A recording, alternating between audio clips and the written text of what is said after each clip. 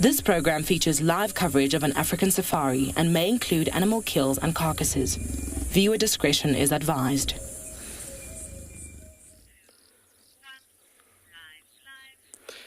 Good afternoon and welcome to your safari in the afternoon towards the sunset. Look at that beautiful view we're starting up with from Tswalu Kalahari. Just a fantastic way to start the afternoon. On the plans for this afternoon, we're going to be trying to go out for the African wild dogs to the far west of the reserve. And today, the team in the Kalahari is me, Ewan, behind the steering wheel, and right behind the camera today is Morgan. We will be continuing driving down the road, seeing if we can get those dogs today. So we're about to cross over these dunes, and just to see if we can get to the west as quick as possible.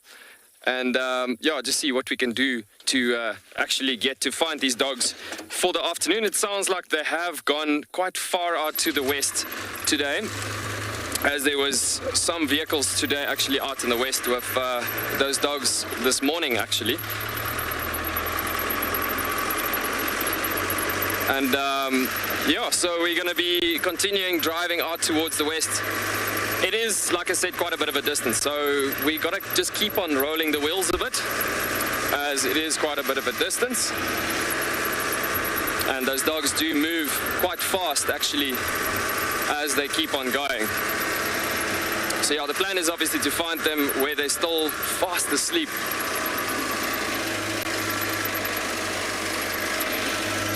Yeah, and welcome to our beautiful live safari to the African bush this afternoon.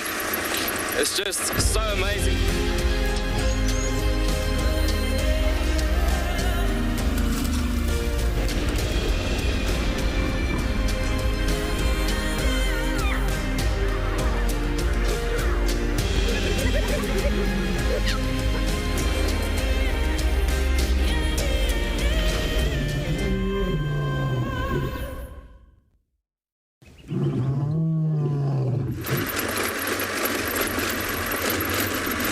So as I was saying, we are continuing further west, and through this area while we're driving, there is some great possibilities in these dune streets. As you can see, it's quite nice and open in this area, where we could potentially pick up on some cheetah as well as we continue going further west out to the thicket line in the west and so on. Those dogs have been in that area for quite a long day. And so we're gonna just keep on going. Looks like there's a beautiful roan antelope just out and about in the dune streets over there. Quite a nice sharp drop over here as well. Just beautiful. Stunning. A couple of wattled starlings just coming over to the top edge of the bushes there. A couple of intra-African migrants just comes through there. But yeah, starting to start the afternoon with this beautiful light casting over the dunes as we travel further out west as well. Really gorgeous.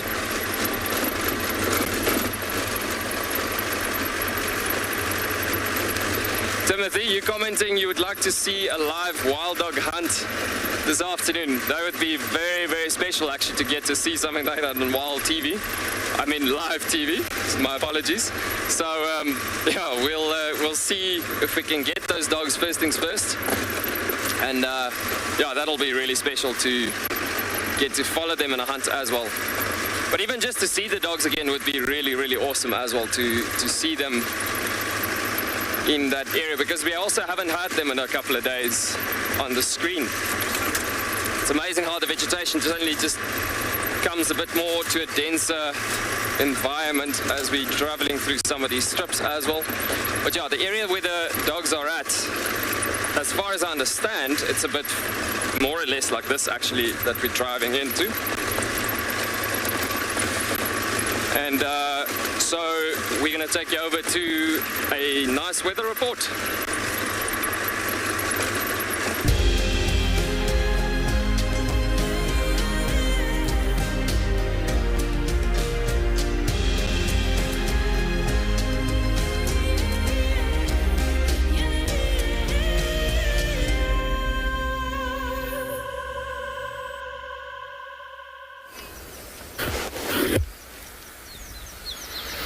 Good afternoon, everybody. Welcome to Eco Training Pridelands, where there is some blue sky. Can you believe it? It's just creeped out and the sun is shining from the west, although there is some cloud still behind us in the east. Hello, everybody. My name is Steve, joined by Johan for his last try with me here in Pridelands for this time around anyway, and we are very excited to have you with us, very excited to have you on board, and we're just going to spend a moment or two having a look at the sky, listening to some birds, and allowing you opportunity to send any questions through to Pridelands here, specifically what you'd like answered. Our plan this afternoon is to follow up on some pretty fresh leopard and lion tracks this morning that were sort of all hanging out together in the same place. He's gone to this branch here, Johan, just on the right of the road. It was pretty fresh because we followed that lioness all the way from this side yesterday morning, and then we came this way this morning and we found fresh tracks of a lioness going back. And there were two leopard tracks, looked like two females, possibly an adult and a youngster, and hyenas following them. So we're going to go scratch around for that. So look at our male redback shrike. Now just allow you a moment to listen.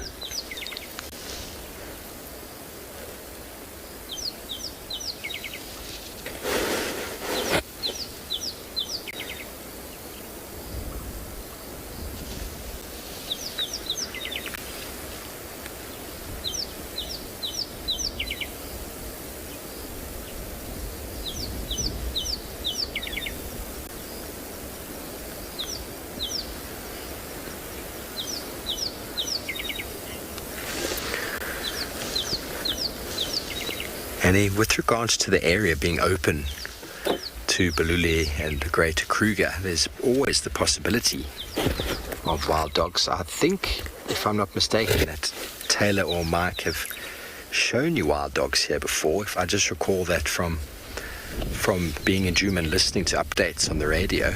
But wild dogs don't have territories per se, so they move in very large areas. Even fences don't keep them in, so you even do find them outside of these reserves, but unfortunately they don't do very well with farmers, so wild dogs are preferred to be inside these reserves. As we watch our fork-tailed drongo, we're really going to make Johan work for his supper tonight, everybody. The last supper, but he will be in Djuma in a few weeks.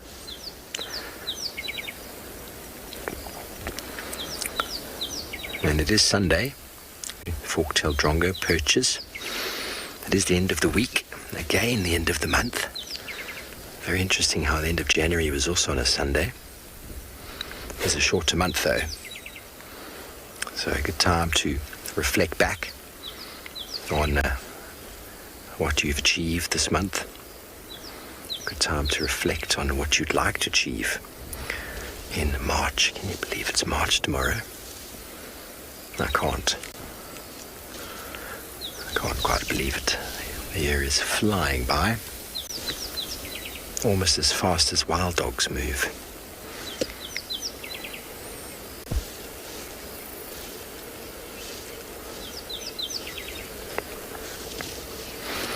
And Kerry, some of the trees can stay green. I can point out a few of them today, but a lot of them lose their leaves.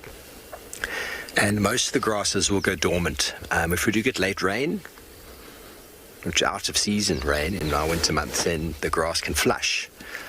But it's not common. But all the trees you see now on that side, framing all the marulas, there's a couple of knobthorns, all of those trees will lose all of their leaves. It's generally the water-loving trees that occur down in the drainage lines that have access to water that are able to maintain their leaf coverage. Jackalberries, guarries, to name but a few. Sun baking down. So obviously our camp is quite close to a dam, and so it was just drying out. That had huge rain, obviously, as we have had at Djuma as well. And the dam was full to the point that made camp life quite difficult. And for the last 2 weeks or so, there's been no rain until 2 nights ago. And we had 100 mils So the dam level has risen again, but it's still an acceptable level.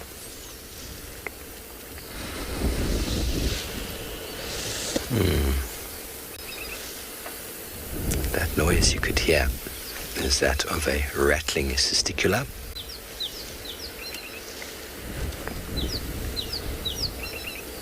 One of the loudest birds for its size out here.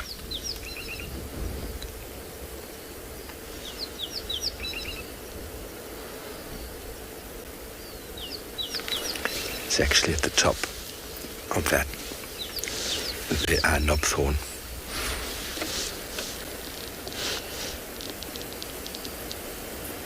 Just underneath the top leaf layer. There he is up there. You can see him. Quite a long tail. It's a very nondescript little bird. So he's got no coloration to stand out. And so his territory and his bird song, his attraction of mates, is all done through singing from a very high perch. Otherwise no one would see him.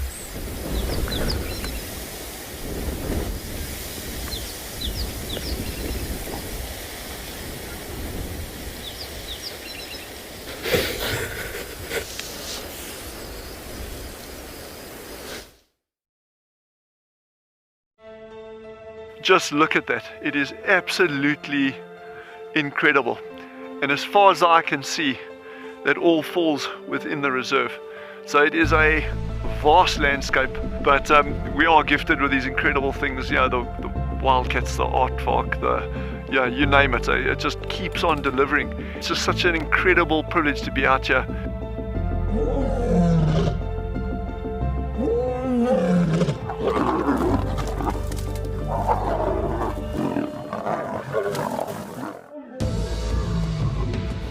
And when you think it could not get better, Mother Nature says, hold on tight. Oh my word, that is gorgeous. We are cooking on gas this afternoon. Have a look at what we've got. Look at how this is the best day of my gutting career so far. We have a baby pangolin, We're just gonna go very quietly. There's your aardvark. And for those of you who've never seen one, this is one of the big safari specials on any reserve. I'm just holding my cap because otherwise it's going to blow away, and with this storm coming towards us. Absolutely beautiful to be able to see water flowing in this volume in the Kalahari.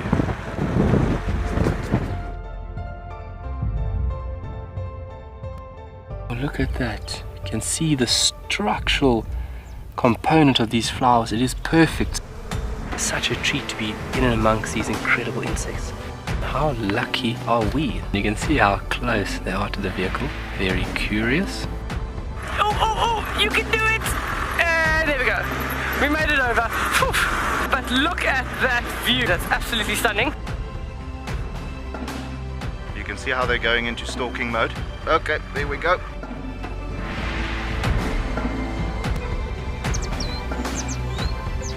This one female is going to walk straight past the car now. Absolutely stunning. Look at that.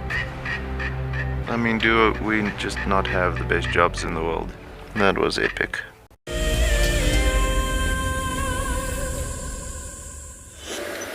Good afternoon, fine folk. How are you? I am well. It's me, Trishala. I've got Davy on camera, and there's actually some sun.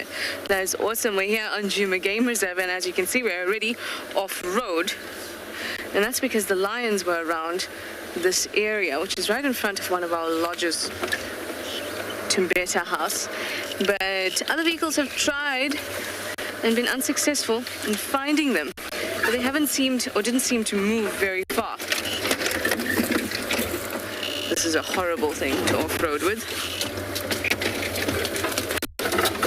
It is none other than the Strychnos of black monkey orange.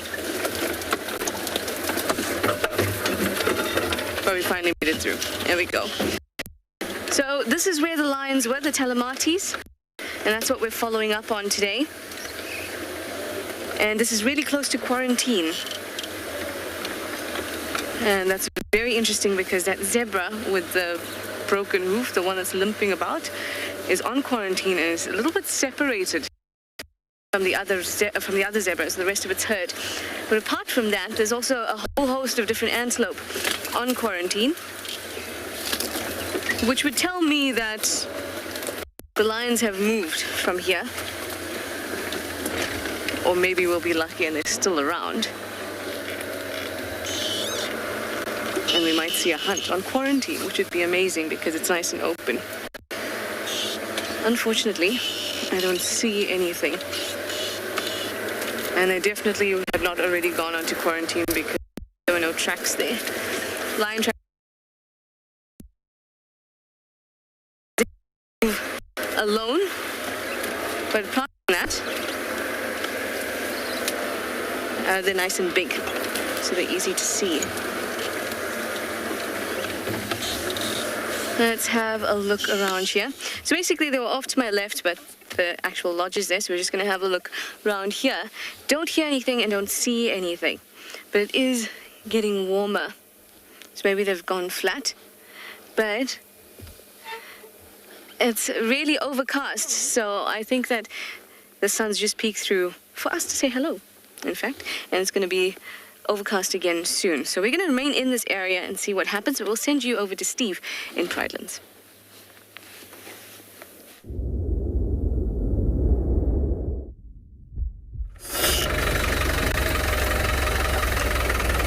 Thanks, Trish. Well, good luck. Good luck with your lions. We just got into the area where we started following this morning. I'm going to try to find you a nice spot. The elephants have walked over it, but the tracks are steaming fresh this morning. 2 leopards and a lioness, followed by a hyena. It's hard to think the hyena was last, and I think the leopards are first. So it's not uncommon for lionesses, especially if one's on its own. It's kind of a nice strategy that there's a leopard track with the hyena, which is actually quite a nice sort of comparison. I just hope I can position you nicely, Jan. Can you see them over my shoulder there? Okay, let me just jump off here. I'm going to be off comms for a second, but I do have an umbilical cord that I can unravel. Hopefully long enough. Okay, so it's not uncommon. Oh, there we go. Okay, very nice to see. Here's the 2-lobe track of the hyena. There's the kidney-shaped toe and the claw mark. Very, very easy to see. And then in front of it is 1 leopard and 2 leopards here. The size difference quite noticeable. Also, you can see where the soil has been pushed up in the middle. Not easy to see it though, but the size much, much different from this hyena. So it's a bigger hyena, and this is probably a female leopard with a sub-adult, youngish sort of youngsters. A little bit further up here is where we had lion track. There's also lion track back there, but not very clear. Okay, so we're going to see if we can follow. We were following up this morning, but we didn't have any success. But that's okay. We'll have to work this area. But what I was saying before is it's not uncommon for... Where is my earpiece gone? Sorry.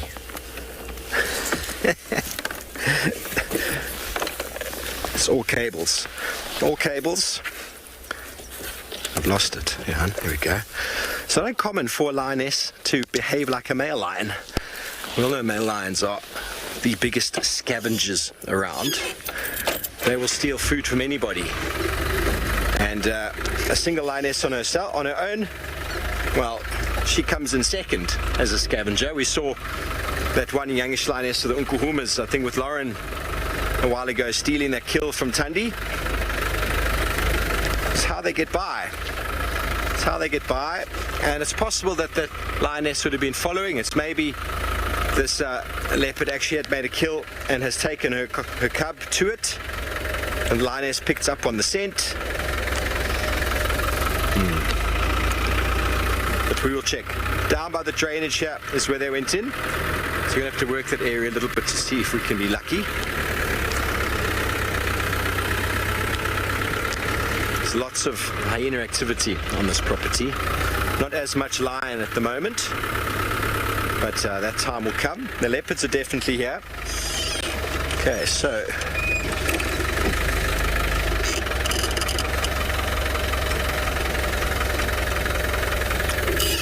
Michelle, age 10, wants to know why does a hyena follow a leopard?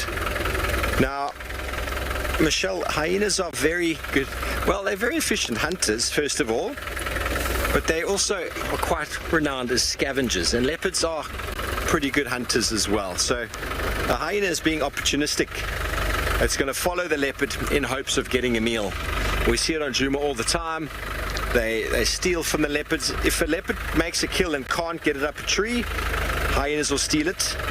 If it can get it up a tree, they will wait underneath as the carcass diminishes in size and gets less and less sort of rigid, and becomes quite difficult for the leopard to hold it in the tree. If you've ever tried to hold or put a towel on a hook that it doesn't really want to stay on, it just becomes very movable and falls down. No matter how hard you try, eventually the weight of the towel just falls. So that sort of dead weight of a carcass in a tree often has the final effect of falling, and hyenas have learned to capitalize on that. Even if it's just some bones, a little bit of stomach, anything that falls down they will gobble up. And a lion, on the other hand, actually will be able to go up into that tree depending on the size and will be able to steal. So we were here this morning. We're going to just keep looking. If you would just check those trees there for me, Johan. Let's have a little scan, show everybody what we're looking at. Nice tall trees in the drainage that might potentially have an animal dangling or a couple of leopards sort of hanging around. This is the perfect place for a feline in the leopard category to sort of be and hang out. And as far as I was concerned, the tracks of the leopards seemed to go into this drainage, and then I lost them. And then a lioness track seemed to be a little bit further on, and she was running at one point.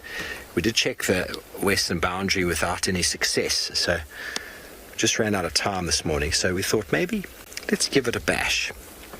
Johan would love to see a leopard before he leaves, although he has seen one with Taylor the other day, the pixie pant female. So I'm not even going to pretend to guess to tell you who I think one of these leopards could be, because, well, I really don't know. When I started at Djuma, everyone would always ask me, so who do you think it is? It's a male leopard, a female leopard.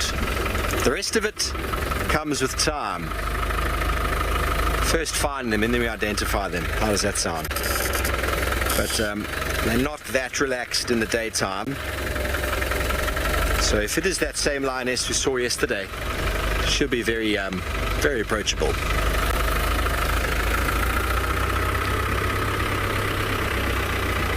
Oh, well, very nice to hear. We're going to carry on here, see if we can find our lioness or even a couple of leopards, and, well, no one knows how to do that better. Interesting.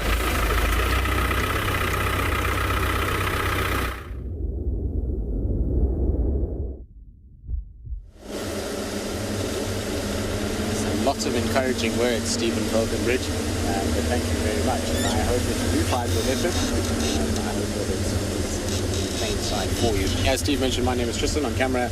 I've got him for this afternoon, and it's lovely to be out back on Rusty. Missed Rusty out in the field, but Marcel came and delivered some much needed first aid to Rusty, and we are all good, and we are able to be out and about. You might notice that Rusty is very dirty at the moment. It's because I got stuck in Rusty this morning. I was doing some stuff trying to help Trish out this morning, and we got properly stuck in a river crossing, and we ended up painting Rusty with sand and mud. It was very fun. I had a great time this morning. honestly, it was a lot of fun. We had lots of laughs, and eventually then got pulled out by Alex, which was great. Now there's a zebra. I'm not sure if Trish has shown you zebras already. I don't actually know where Trish went. I was late to the party because we were working on that and trying to get it sorted out. Here so that we can get said zebra. Now, zebra, you are in a lot of trouble, I'm afraid, because unbeknownst to the zebra, the Talamati Pride is probably, from where it's standing now, I would say about 600 meters away. They're on the other side of Tumbeta camp at the waterhole. So the sighting's not open yet because there's still a guest in Tumbeta. So as soon as they're out and about, then we'll start to be able to go and view them. But they're sitting at the waterhole, and I'm pretty sure from there it's going to be up onto this clearing. And we know how efficient the Talamatis can be at hunting. So I wouldn't be surprised that this zebra, particularly as I only see this one by itself right now. There was 3 this morning, but there's only 1 now. There the other 2 are in the background. They're going to be prime targets for that pride. And with the way that the wind is blowing, it's still quite overcast.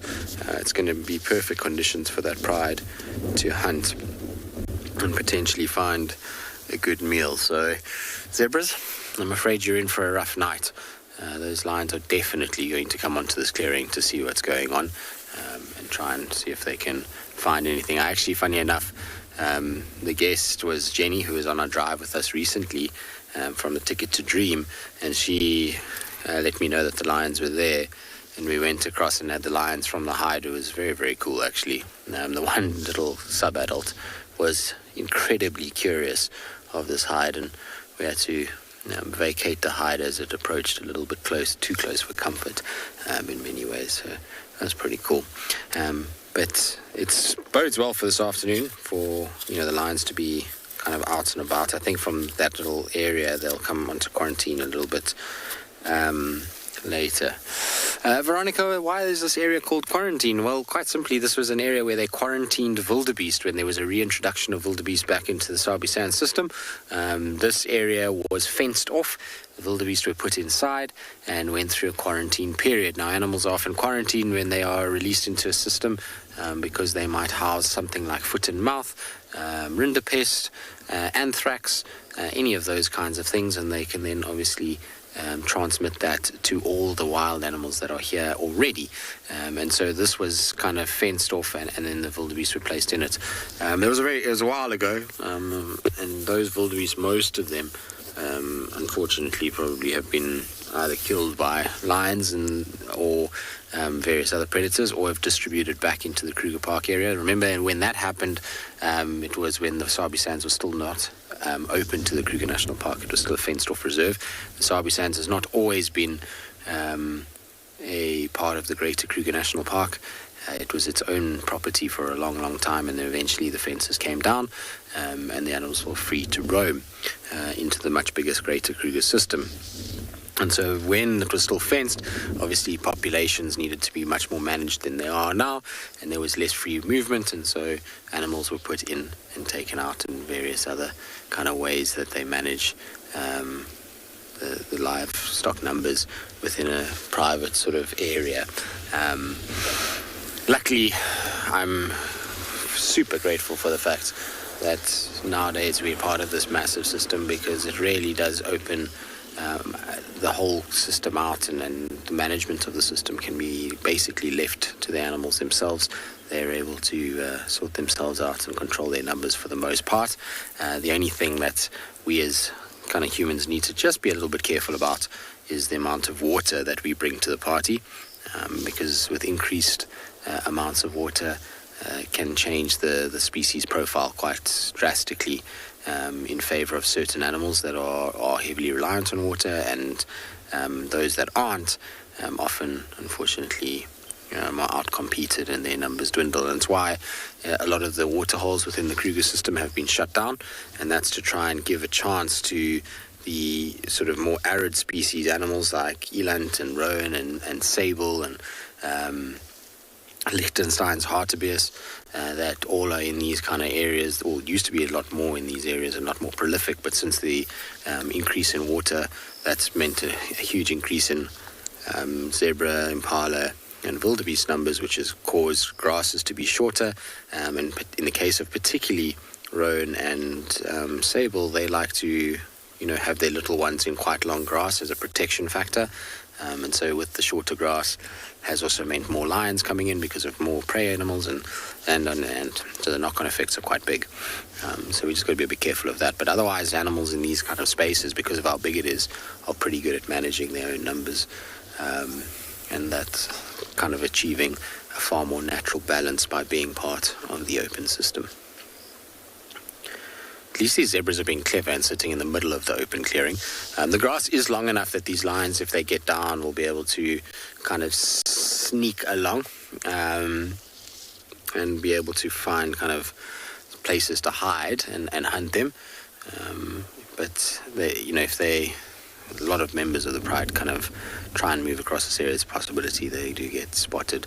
Randall, what species of zebra do we get in South Africa? So we've got Burchell zebra, pretty much, or plain zebra, that runs pretty much throughout the middle, the country. It's pretty much spread all the way across. We do get Hartmann zebra. Is this zebra limping very badly? Can't see if it's walking or if it's just maybe it's got a little devil thorn in its hoof. This area is riddled with devil thorns. No, that is a definite bad limp.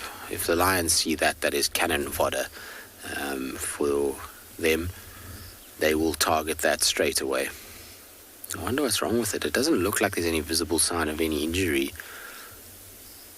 Shame, zebra. Oof, you're going to be in trouble, I'm afraid, if these lions spot you. And that's exactly what lions are looking for. This is a prime suspect for being hunted. Animals with compromised abilities to get away are exactly what they're looking for. And I wonder if this didn't happen the other night, because I'll get back to the species of zebras in South Africa, but essentially there's Hartmann's and mountain zebra. We did have a thing called a quagga as well, but that's unfortunately extinct. But these zebras were involved in a hunt with the Nkahuma lionesses a few nights ago. 3 Nkahuma lionesses, and the reason why I know it was these zebras is because they chase zebras right down in the south of the reserve, and I think there was 7 or 8 in that particular herd. But the lions chased them, and we heard galloping, and we saw a split of the zebras. But there was a definite young zebra in amongst them. And here, there's these 3 zebras. One is this little foal.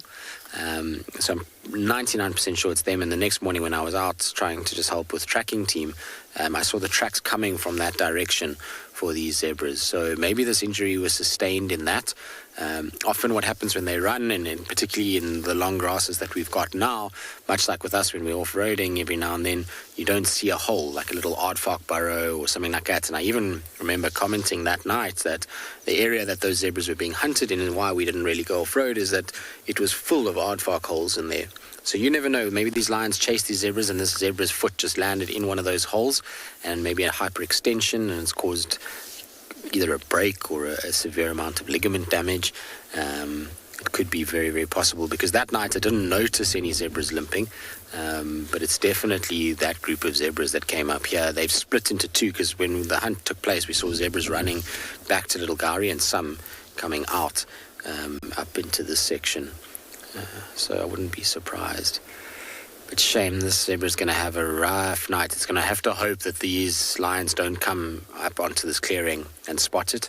They're going to have to hope that by some miracle the lions miss it completely. Because if they see it, and they see it walking the way it is, they're going to have a full go at this particular zebra. And, when you've got 14 lions or 15 lions, I don't know how many are there, I didn't see them this morning, then you know full well that they're going to try and get around the zebra. And I mean, if it can't run properly, we saw what they did to the wildebeest that were on quarantine a few weeks ago when they grabbed 3 of them. An injured zebra is gonna have a tough time of it.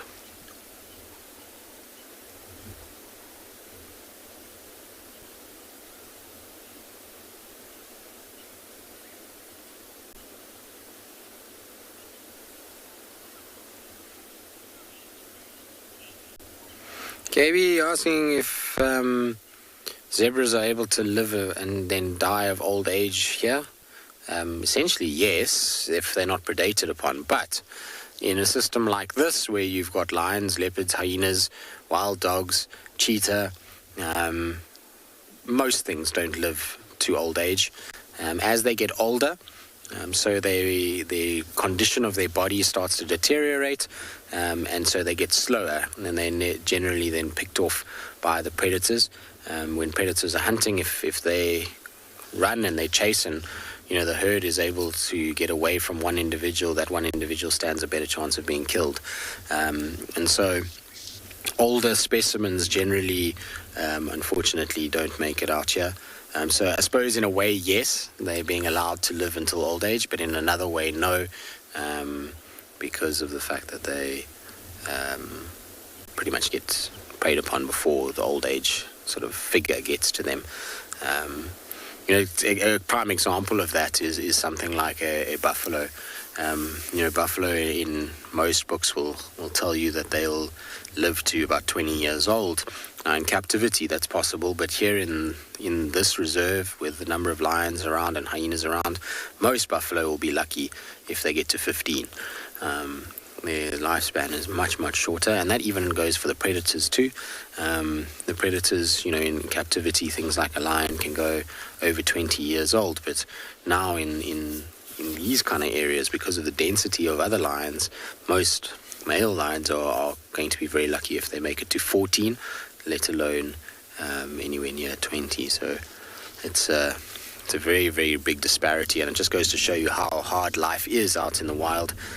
It's a very different system compared to captivity in places like that. All right, well, we're going to do a loop around. Let's just check if the lions aren't out already and stalking. Otherwise, we're probably going to head off and try and see if we can find any sign of Tundi and Marips on Chitwa.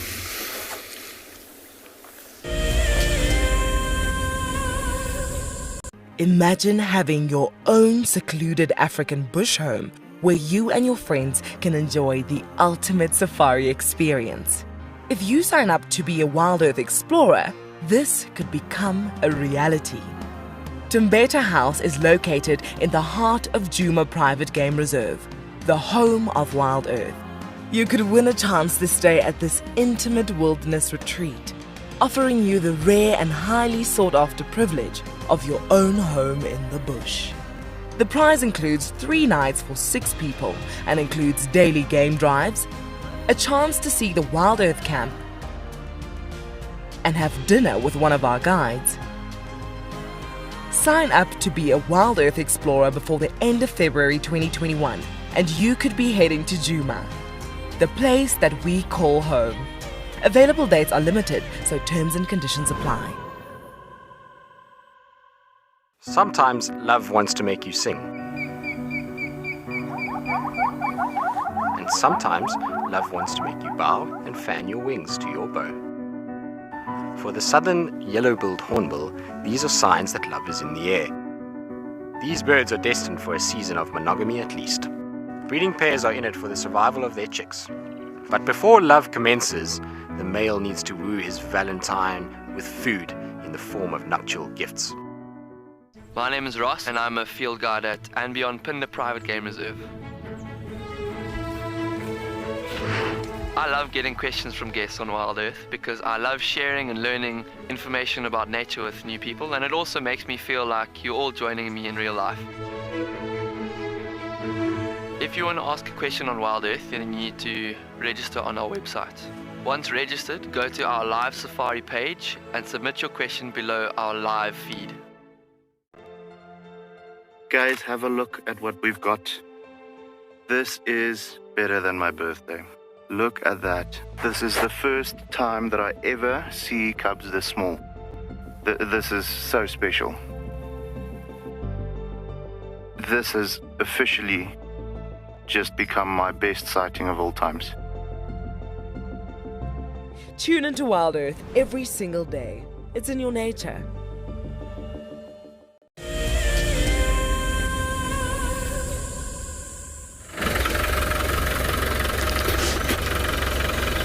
Hello everybody, welcome back to Pridelands, where we haven't had any luck so far.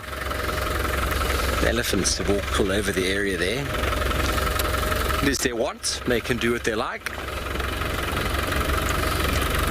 But interesting that a lioness, if it is the same one, walked all the way from here, all the way out, and then came all the way back to the same place.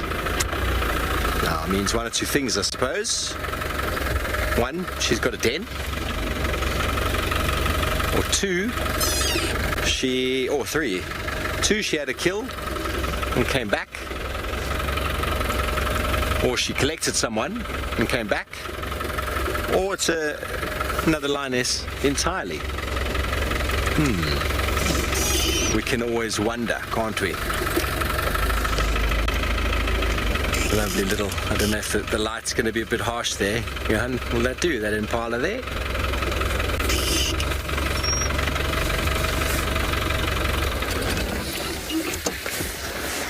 Marianne, I suppose, there's a number of unusual friendships that have been documented, but what I've seen was a buffalo at Djuma who was hanging around with a young buffalo, was hanging around with an elephant herd, and they weren't very happy with the buffalo. Obviously got displaced at some point and just kept following the herd around, and poor little fellow wasn't being tolerated by the breeding herd but just wanted some company and some attention. It was out in Treehouse for some time. I suppose there's nothing funnier than Taylor McCurdy's video that went viral on the dwarf mongoose and the hornbill. That was very funny to see. Obviously have a very symbiotic relationship, hornbills and dwarf mongoose apparently. One will alarm call, the other will help with the feeding. So if you haven't seen it, you should definitely go and watch it. The dwarf mongoose running in the road, and it ran up to a yellow-bill hornbill, I think it was, and then just played dead. And then it would sit up and look around and then play dead again. A term known as thanatosis, to play dead. So I thought that was quite funny. I'm trying to think what else I've probably seen. There's documents of leopards sort of looking after baboon babies after killing the mother, which was very, very interesting to witness. Eventually the young baboon actually died of exposure, but the leopard looked after it after killing its mother, which is very, very interesting. And there's also that story of the leopard cub in the Masai Mara who was sort of taken in by that lioness, even allowed to suckle. So, there's lots of those interesting stories around. But we're going to be moving around looking to see if any of our antelope species are going to shout for us, because it's gotten a bit windy. It has been windy, I suppose, most of the day, so it's a good opportunity for predators to be moving. But it is suddenly a bit warm and bright, as you can see. Brandy, what other animals play dead? Well, certain snakes do. Snakes do it very well. Be very careful. Up in the Highveld, we get a snake known as the rinkels, and it loves to play dead. And then when you grab it or try to move it, it bites you, so don't do that. I had a baby impala play dead with me once. We had a baby impala that got into our compound when I was still working at Singita, got into the sort of fence, and it was running up and down the fence, and so my friend went that way around, and I went this way, and it ran towards me, and when I went to grab it, it just dropped onto its side, all four legs. So I picked it up, its head was lolling, walked outside the fence, put it down, and it ran away. So that was very cute. That is very cute. And obviously, what is the purpose of playing dead, everybody? Cats, most predators, they respond to movement. So if you don't move, for some reason, you think that they'd still want to eat you because you're meat. But if you don't move, they don't feel the need to catch you. So apparently, I haven't tried it yet, but I'm looking forward to going to North America and playing dead with a grizzly bear. Apparently that works. So we're supposed to play dead with bears, so I've been told. What other animals? I can't think of any that I've physically seen. I had a little ground beetle play dead with me yesterday. It was a little beetle. I'd never seen one of them before, a little velvet ground beetle. Very interesting. And as I went to photograph it, it just dropped on its side. All life gone from its body. Got another herd of impala. This is a bachelor herd. And one runs, they've all got to run. They don't like the wind, and they don't like... Oh, there's actually a female in there as well. Interesting. And her youngster. There's a few females, so this is still a little bit of a mixed herd. So the western sides of Pridelands still exhibiting a bit of mixed herd behavior, whereas the eastern side is certainly showing... Sorry, the western side is showing, and this is the... I'm getting very confused with my easts and wests lately. We're on the western side of Pridelands currently. I think I said that. Oh well.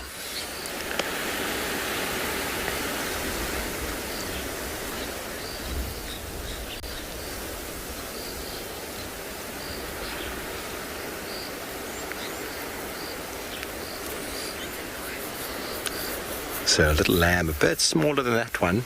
That's behind mum. Actually a lot smaller, just a really little baby.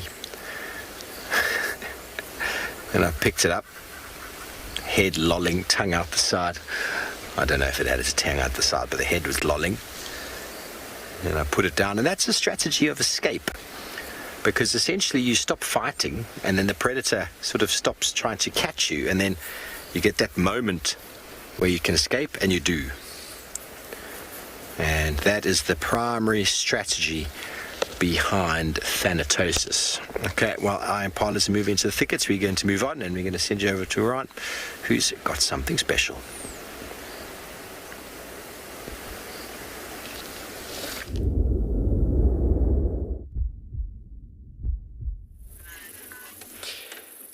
Welcome back, folks, and shall I say, voila, surprise, surprise. The Kalahari bush once again has surprised us. Look at that beautiful alpha male. Isn't he just so gorgeous? Really special. Look at those colors. So as we said from this morning, there was a vehicle that was here trying to follow up in the morning, and they have left them roughly in the area. We came to try to relocate and try to find them in this position. And yeah, we've been blessed once again with a stunning sighting.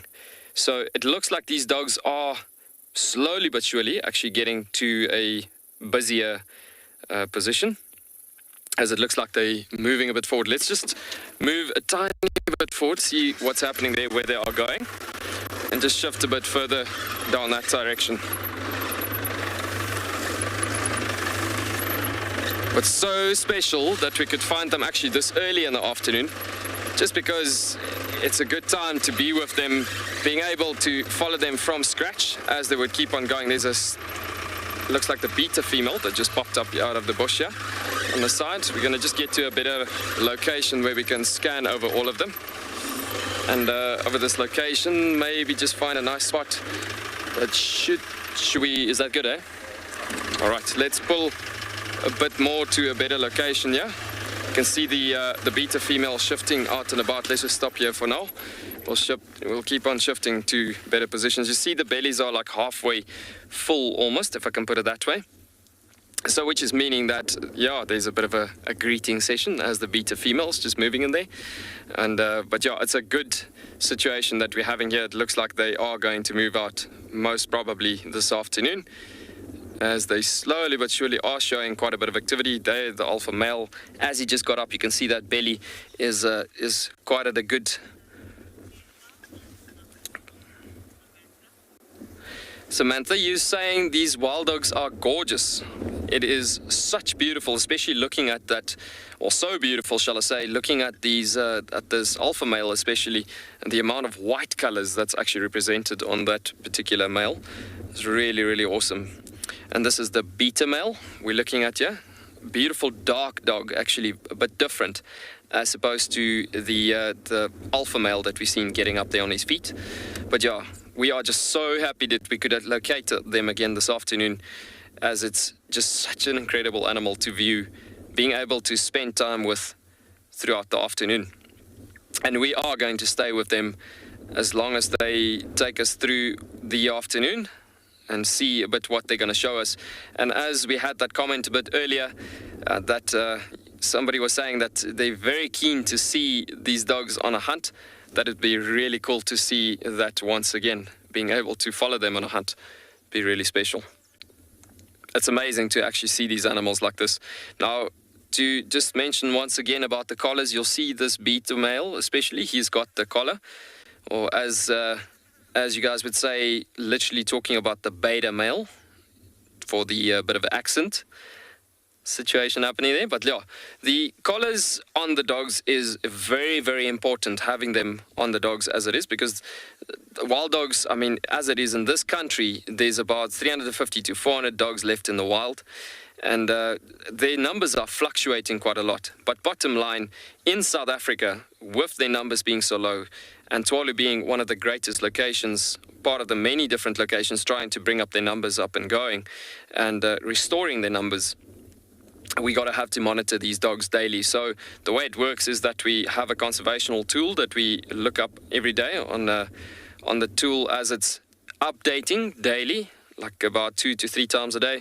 And so we actually can monitor the movement. So that would help us actually to track these animals a bit better. It's not a live update, but the collar itself will tell the bigger story of, okay, they've moved through this area, 8 o'clock this morning, they've been in that area, or whatever the case might be. And so that's where we could start following on those tracks. As you can see, the light around from a different point of view, the light around this animal is very sharp at the moment, as it's still fairly early in the afternoon. But yeah, I mean, you can see these dogs are already starting to show some activity where they're thinking about movement for the afternoon. My feelings about this is, or my sentiment is that they're going to go north this afternoon as the wind is coming out of that direction. But yeah, so happy that we could find them fairly early in the afternoon, because once they're active and they keep on going, it's quite difficult to follow them.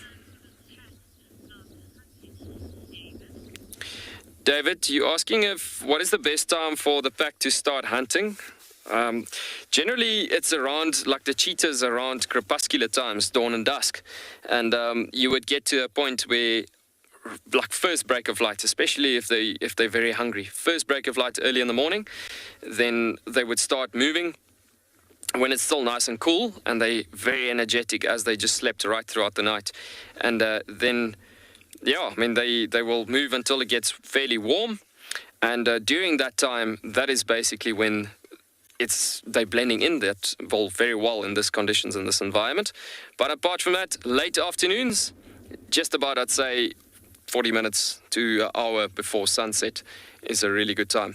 So in saying that, coming back to what I was saying earlier, this is why it's so great to find them fairly early in the afternoon, because anything could happen in these conditions. Like, these dogs could move at any given time. And once they're on the move, it's a trot of about 15 to 20 kilometers an hour. Sometimes if it's a slow trot where they're not really so much on a fast go, it comes down to about 5 to maybe 7 to 8 kilometers an hour. But once they've seen something and starting to chase it, yes, they can go long, long distances. And so to try to track them down once they're already mobile, up and going, that's when it becomes a bit difficult to find them. So it's good to track a set of tracks that from the morning where they've been mobile. And from there, this guy's just dumping a bit of the day's digestive system materials. But yeah, anyways, so good,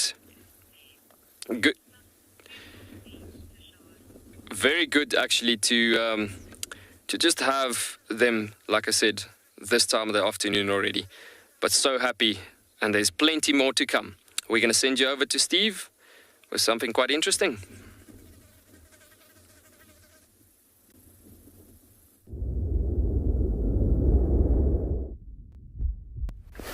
Well, welcome back everybody. Welcome to a beautiful afternoon. It's shaping out to be. The mountains in the distance, the wind coming in from the south. There's a big system brewing down towards the south there, sort of southwest. We are here at Johanna, my favourite little watering hole. The only one we're actually able to provide you with any signal, at the moment anyway. Here's a beautiful, beautiful spot. And the activity has been around But we're just going to have to do a little bit more work. But I like to just sit like this sometimes anyway, and just enjoy the beautiful view.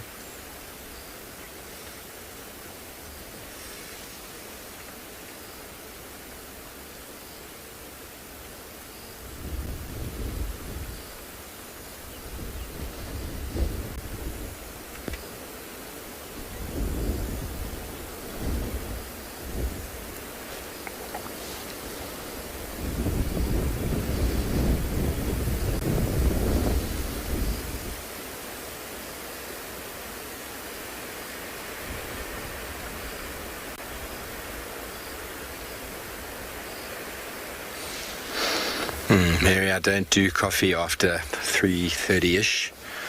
I can, but it influences my evening. So no, we don't bring coffee out in the afternoon. Coffee's a very nice sort of morning ritual. Definitely do have coffee just before coming out. And that seems to keep me going until bedtime. So Johan and I shared our last coffee here on Pridelands this morning, which was quite lovely. At this very same watering hole, at a different spot, of course. And we're just hoping now that the wind's picked up. And obviously it's gotten a bit warm because of the sun. Maybe one of those cats, because there's definitely 3 of them around, will come down to drink. There is a bit of freestanding water out on the property still, but it's not a lot. So it's always worth checking these little watering holes. You never know, as you've all seen in the past, you never know what can happen. Sometimes we're just sitting quietly and something walks into frame.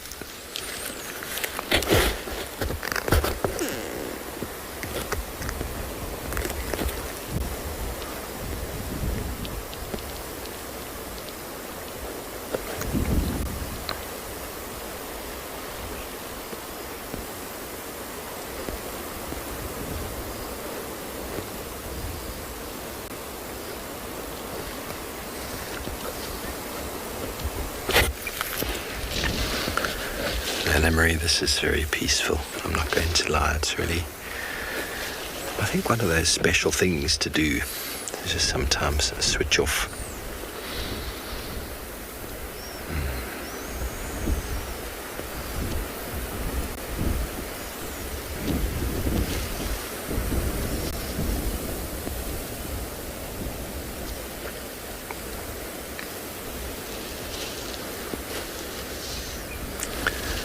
Things are looking going to be a bumper of a sunset. I think we'll head over to Zebra Clearing for that one, Johan. We've had a good sunset there before. We've been trying to work out the best places on Pridelands to get a nice elevation where you can see the sun setting, and we've only really come across one good spot. Might be another one. That's where we're able to broadcast, of course. So we'd like to have a nice quiet moment with the sunset a bit later. Still some time, so I'm going to spend a bit more time working the other side of the drainage line that we were on before. And I was showing you those tracks earlier. Those are on the southern side of the drainage that feeds into this dam. So we didn't actually check on the northern side. So we're going to go see what we can find. As I said, we had a little bit more rain last night, so those tracks this morning were really nice to see, because some of them were in the mud and some of them were just scuffing that little layer of mud on the top. But already with this, just the temperature change there, those tracks are sort of drying out and looking much older.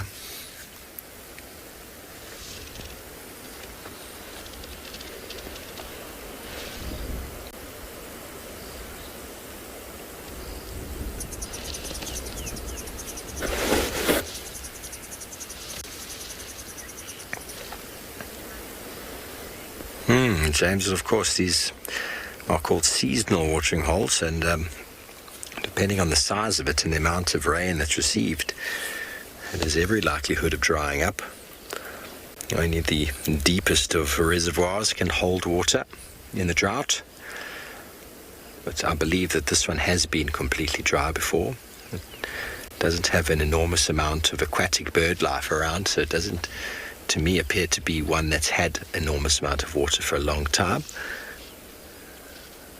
It needs to sort of build up accumulation of organic material, which will then bring in the necessary organisms and eventually huge amounts of life. Pretty much all the watering holes within the reserves should dry up every single year, but there are a number of them that are provided with water.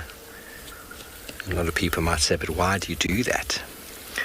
Well, at the end of the day, as large as the Kruger Park is, there are still animals here that have been prevented many, many, many years ago, before anybody knew any better, from migrating all the way to that mountain and over. And so because they've been fenced in, although it is a very large area, there has to be provision, there has to be management. And one of the most important management tools is water.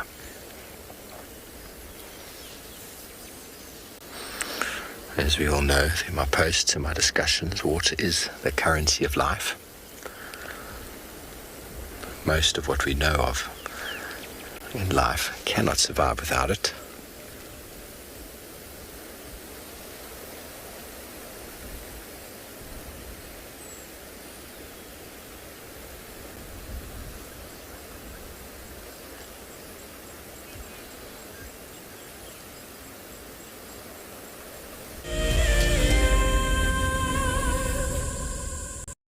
February is the month of love, and nature is no exception.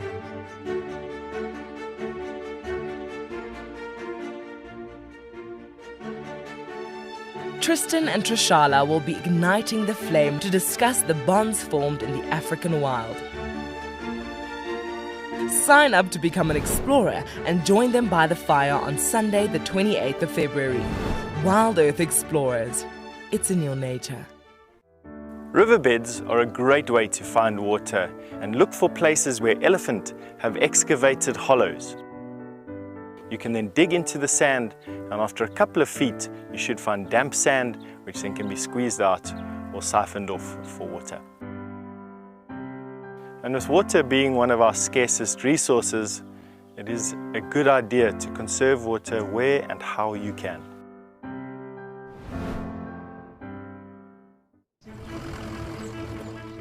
My name is Taylor McCurdy and I work for Eco Training. I love hearing from all of the viewers. However, I particularly enjoy those of you who have been watching for a few years. Your questions are just so advanced and they really get me thinking. If you'd like to ask a question on WildEarth, you need to register on our website. Once you've done that, head to the live safari page and submit your questions below the live feed. Look at this, the little one is up and about. Certainly hasn't had enough milk at this age. No amount of milk is enough. Oh, Corky. Too sweet. Oh, look at this.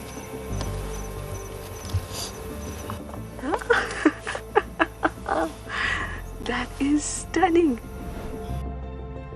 Tune into WildEarth every single day. It's in your nature. Hello everyone, my name is Trishala and I am a naturalist and safari guide here in Djuma Game Reserve in the Sabi Sands in South Africa. I think that the information that we provide, and most importantly the questions that you ask, give both you and I a really good idea of what's going on. My friend Fernando here, he's a flat-necked chameleon and I love them. They're just these gems that you manage to find in the bush. Catch up with the guides daily here on WildEarth.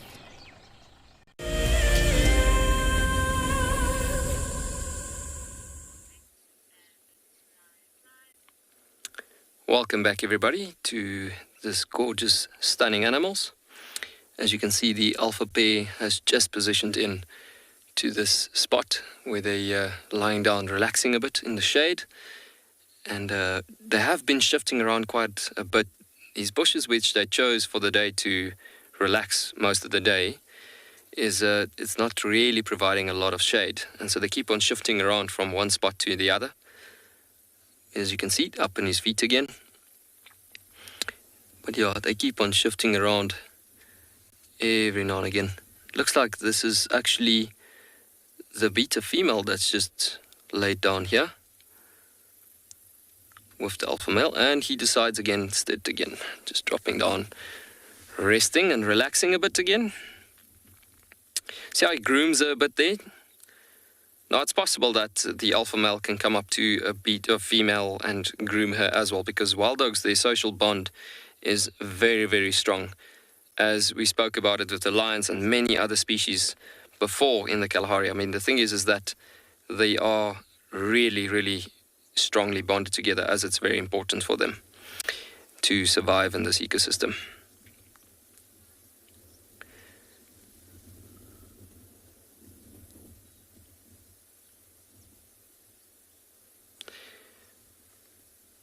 So yeah, every now and again they will get up and just try to test the air, and these testing motions or testing frequencies happens every half an hour to hour or so, especially when they're very hungry. And this tester, shall I say, happens where they have a meet and greet display, and this meet and greet display goes through a spot where they have a dancing, singing, kissing motion where they're jumping and playing, and everybody's just getting sort of like hyped up and ready. And just because there's energy levels burning at that given point where they're running around, and I want to say sort of like in a play behavior, that is testing the air temperature and everything, and then go through several different rituals throughout the afternoon, just try to figure out if it's the right time to go, because if they start moving at the wrong time, they do start burning unnecessary energy at the wrongest times actually.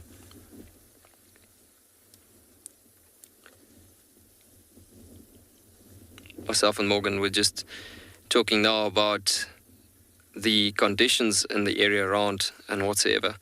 Like it's been changing quite a bit over the last couple of days, and with temperatures fluctuating as well as wind strength fluctuating as well over a given time, it gets to the point that animals need to adjust due to the climatic changes and conditions that happens constantly over all the time in order to survive.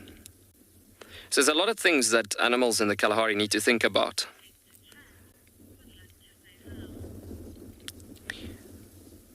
We're going to send you back over to Chad to say hello.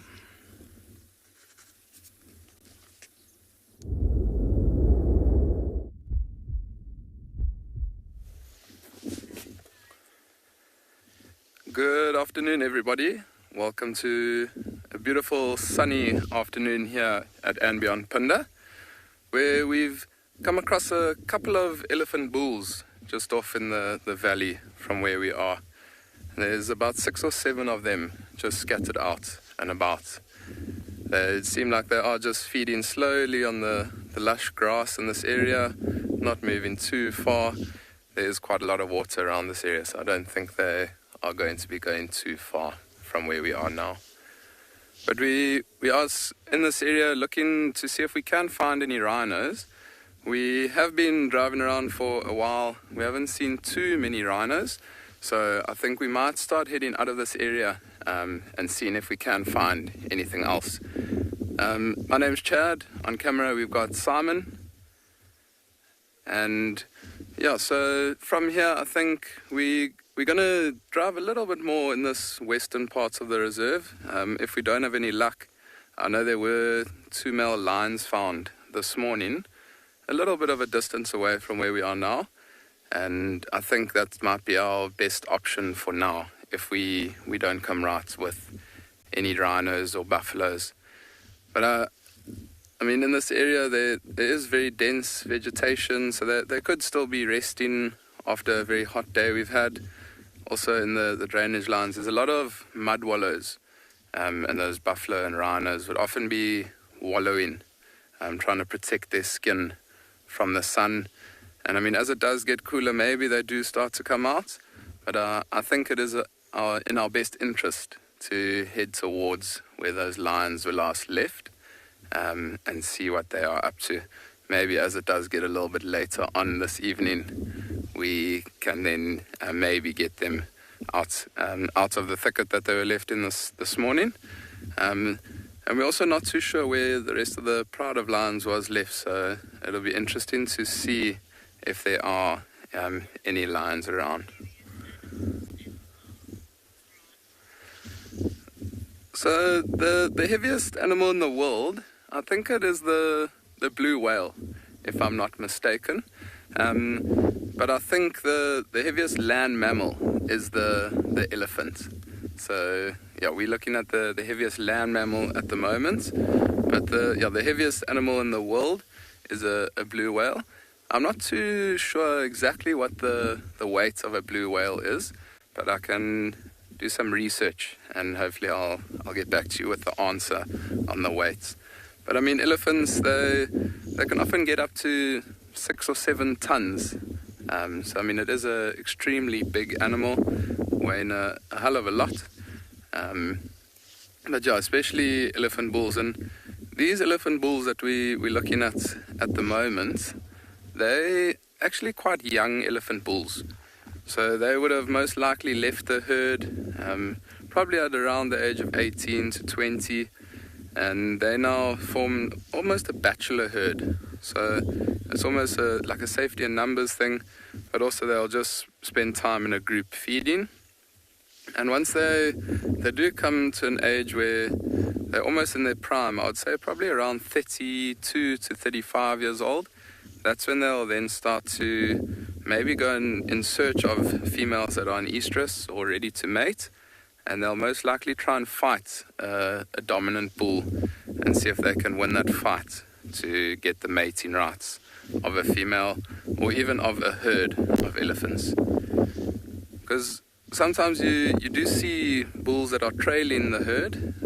Often those are the older bulls, the ones that are coming into the age where they're almost ready to fight the dominant bull that often will mate with that herd. But for these guys, they're just living their best life by themselves. So I think for now from here, we're going to continue, drive a little bit more around this open area. If there's no luck, then we're going to start heading towards where those male lions were last left this morning and see what they're up to. But for now, we're going to send you over to Trishala. She's got something exciting for you.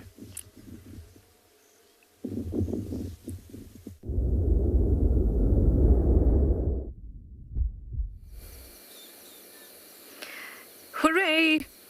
We've managed to find the lions. A little further away than we expected them to be. We thought they were quite close to quarantine. They're not that far away from quarantine now, but further away than we expected. I thought they were just kind of around the corner. But we finally have the telemates again. You can see the grass around you is so thick. It almost looks like they're on a bed. Well, they're definitely relaxing, like they're on a comfy bed of grass. Beautiful and soft. I think. I myself haven't lied down in this grass. But it certainly looks very, very comfy. Well, this is really exciting. They could still move up towards quarantine. We could be in for a hunt this evening. Especially once they get moving, and you know the signs that we'll be looking for will be a lot of stretching, a lot of yawning, urinating, defecating, some bonding, grooming, all of those signs. And then they'll move just a few meters, and then they'll sit down again. It's a very long process, but once they are in gear, they are off. And I think it would be in their best interest to go up to quarantine because there were heaps of antelope around, lots of Ngala, lots of impala, plus zebra.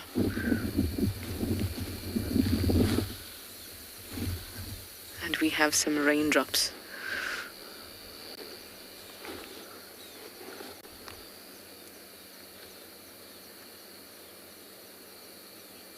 Ricky, you said it's the first time seeing them not lying on the road. Well, Ricky, they are lying on the road, at least some of them are. Two of them, look at that cloud. Two of them are in the road, but the others are on the ground next to the road. Excuse me. It just may look this way, Ricky, because this road has not been driven in a long time because of the condition of it. But it's recently been opened, so we haven't seen a lot of this road, and we haven't driven on it, so there's lots of overgrowth. But if we look carefully, you can see that they are lying in the road, or on the road.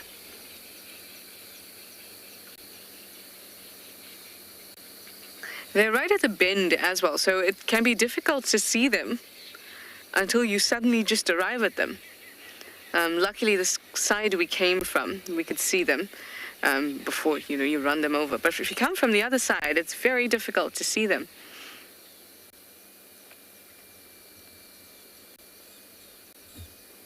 But I can gladly say that none of the lions here have been run over. I think ever in the Sabi sands, although I could be mistaken. Oh, look at that wind. Doesn't it look lovely? With all these lion bodies just kind of scattered along this grass. They look so comfortable in the grass. They're not budging for anybody, and the wind is still like, oh, I'm still going to push those blades of grass in between your paws, in between all of you lying there. I love the depression they create. It's also quite interesting to see, if we drive past tomorrow or something, that there'll still be these depressions in the grass, which is really nice to look at, just these flattened areas. Kara, you'd like to know which is my favorite lion pride. Kara, how could you even ask? How can I even choose? I'm very bad at this, you know that. I can't choose favorites at all. But I have started my guiding career with the Nkuhumas, and I spent a lot of time with them. So for me, the Nkuhumas have really gotten my heart. I remember the one moment that was just like nothing else was that time when we found Amber Eyes and her cubs. In fact, it was with you, Darby. Yes, it was. Yes, it was. We just went into the drainage. It was so exciting. We just went into the drainage, and we actually saw them from across. So when we went down, it was only one or two that we saw in one of the avokas, and we went down to drainage. We were just watching, all good. And then we see, oh, there's other lionesses around. Okay, cool. And then these little things just started coming out. It was insane. It was insane. So they definitely have a special place in my heart. And at that time, there were lots of cubs within the Nkuhumas, and it was the time when they had coordinated their birth. So Ridge Nose had her cubs already. I think Purple Eye had, no, she hadn't. So we were expecting lots of cubs around, and at first I saw these little things moving, and wow, it was such a special moment. I believe I had a tear in my eye and quoted Coldplay live. Yes, it was one of those moments. But the Telematis are not bad. In fact, they actually broke away from the Nkuhuma Pride in about 2008.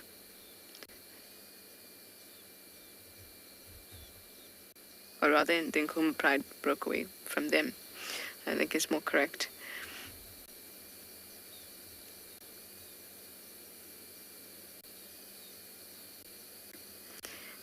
But the first lion that ever truly captured my heart out here belonged to this pride. It was a Telemati male, young male, and he had just started to get his mane, and he was beautiful, so beautiful. And he actually joined the Nkuhumas for a short time. And then he dispersed. I'm not quite sure what happened to him afterwards.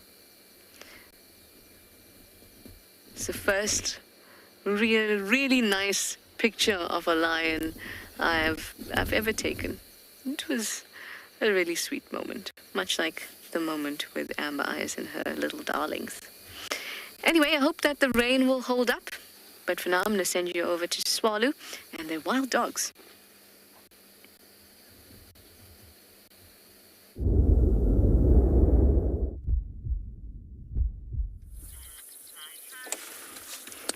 Welcome back, folks. So these dogs have literally just been milling around the edges of the bushes here. And still, as I was saying previously, they're trying to get to a better shaded spot. And as the wind keeps on turning as well, they're shifting around the bushes. Yeah, so that one, and every now and again you would find like what this one is doing, they get up every now and again to go to the toilet, if I can put it that way, and then they would literally go back to their lying position again. All of these are actually really good, well, testing situations to get going for the afternoon. We're just going to change our position again, just trying to get around them. They are actually making us shift around quite a lot to get to a good visual. So the beta female is actually lying down at the back there, I see. But yeah, there's a good shot of the alpha male. We're going to keep on passing by just to... Looks like there's a fairly clear shot that's going to come out on the alpha female on the side. And the alpha male keeps on moving, but yeah, we're going to keep it here for now as the alpha male is pushing through to this shade spot fairly close to us on our left.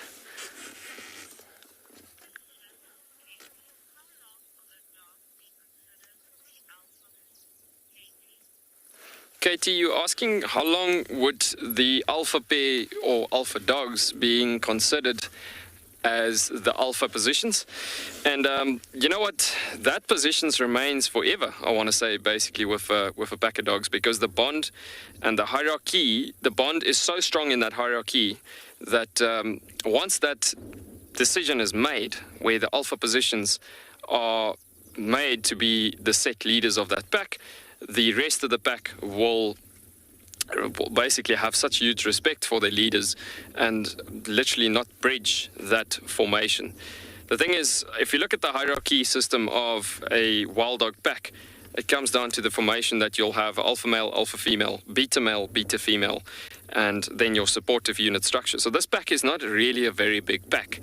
It's a pack of 4 dogs that we currently have out in the west here. And the thing is that they are really just that alpha pair and a beta pair.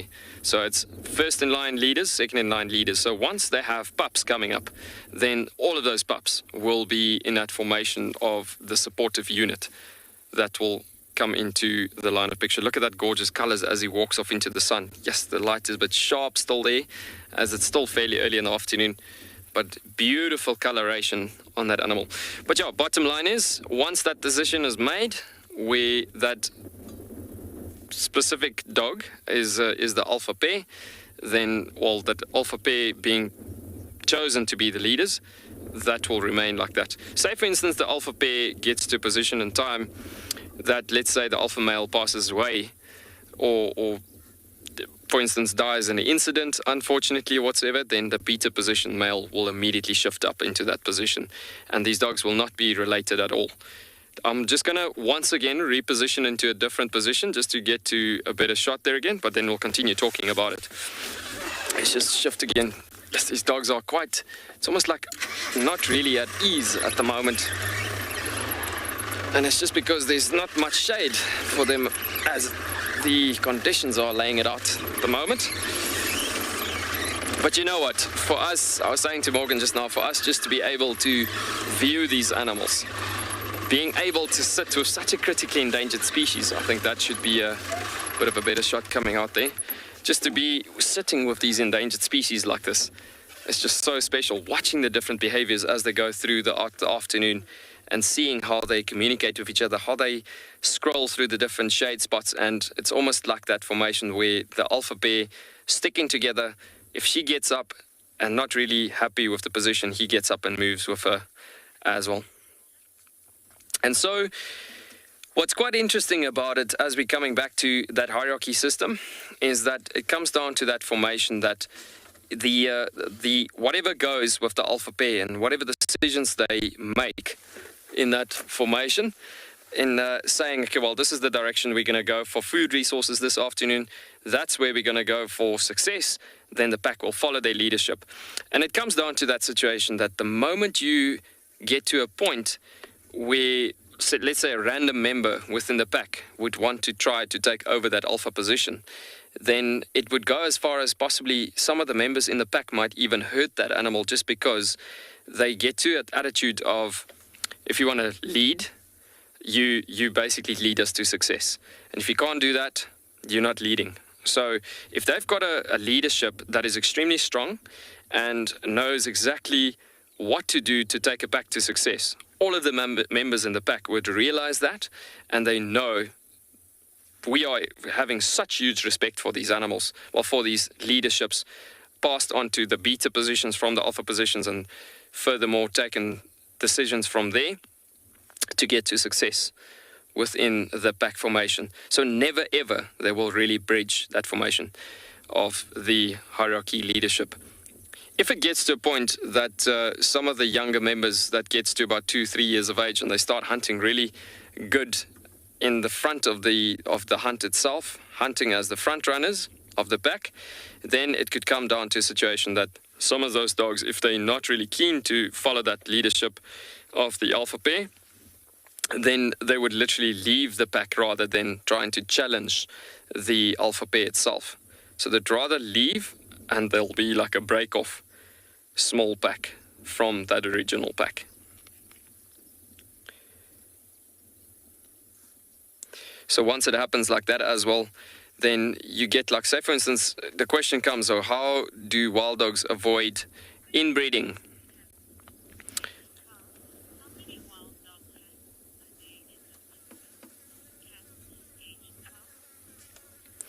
Sorry for that I stopped talking there. There's a question coming about how many wild dog packs are there in Kruger. That is a really good question. So the meta population of wild dogs in South Africa, that's actually in Kruger Park, and the rest are in the Kalahari, the Northwest Province, as well as some few odd ones, few populations in KZN, and yeah, so that's why in Kruger the meta population is actually out there. So I'd say roughly between 20 packs or so. I'm not entirely sure. I'm going to have to check it up for you actually. And but yeah, generally it's a pretty good number of packs that's out and about over there. And there's some big packs. Like there's a pack of dogs in the Kalahari that in the Kalahari area of Kruger. It's known as the Open Pack. And those dogs are easily well over 30 to 35, approaching 40 dogs. I don't know what's the latest numbers on them, but that's just one pack. And if you think about it, the successive rate of a pack like that, they're really doing really, really well. So, yeah, I mean, there's some of the packs that's really rather large and big in numbers, actually. But, yeah, in the Kalahari, their numbers progress quite quickly as well. And so once they've populated, because of the vastness and the open spaces in this area, then the numbers do pick up quite dramatically. But then we're battling with some diseases in the Kalahari as well sometimes, like canine distemper and rabies, that do make the numbers fluctuate quite a bit.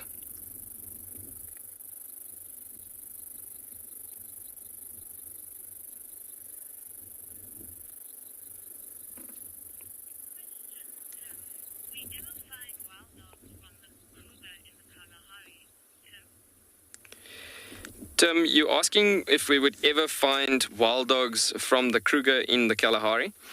And yes, it could happen at a certain given point. Let's say there's dogs that their numbers have dropped so much in the Kalahari that we want to actually get new packs in. They first just going to have to undergo through a sandparks observation, shall I say, structure, where they're going to have to look through the dogs and see if they're disease-free from any other diseases, because in Kruger section, wild dogs can pick up on other diseases as well.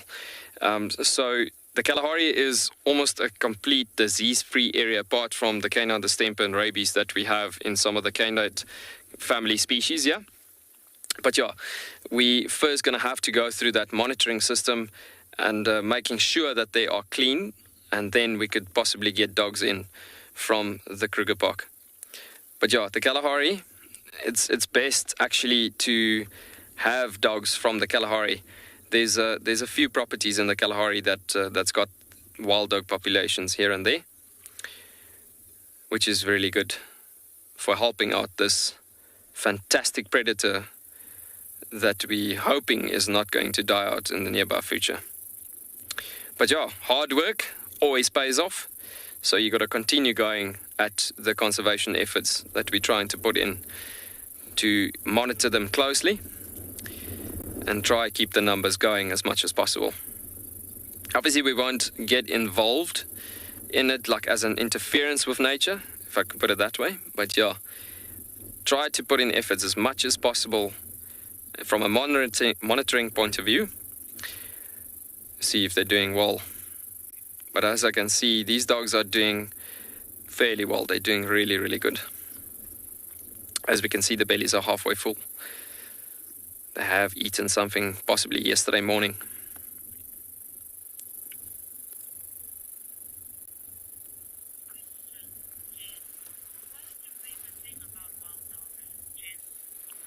Jen, you're asking what is my favorite thing about wild dogs, and I know it could be sometimes quite deceiving if you look at them sleeping like this. You would think, yo, okay, so it's just sleepy dogs, and they almost look like a domestic dog even, and that's exactly where you go wrong. This is most probably one of the most active animals in the world.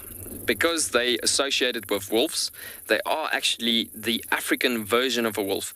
And coming back to that hierarchy system that we were talking about earlier, with from the leaders to the second line leaders to the supportive unit and this whole family unity just standing so strong together.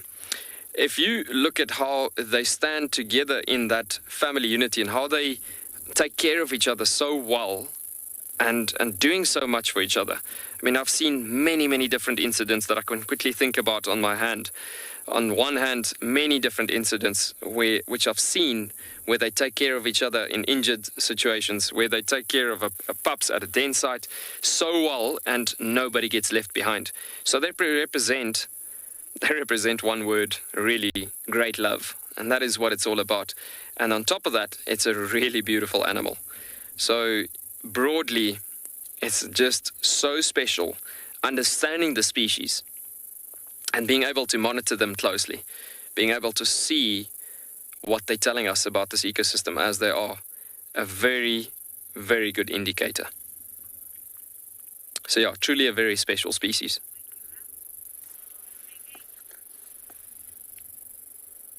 We're going to remain with these dogs for the afternoon, as I said earlier on.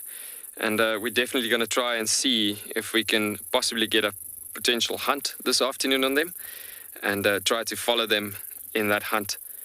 But yeah, for now, we're going to keep on waiting with these special animals.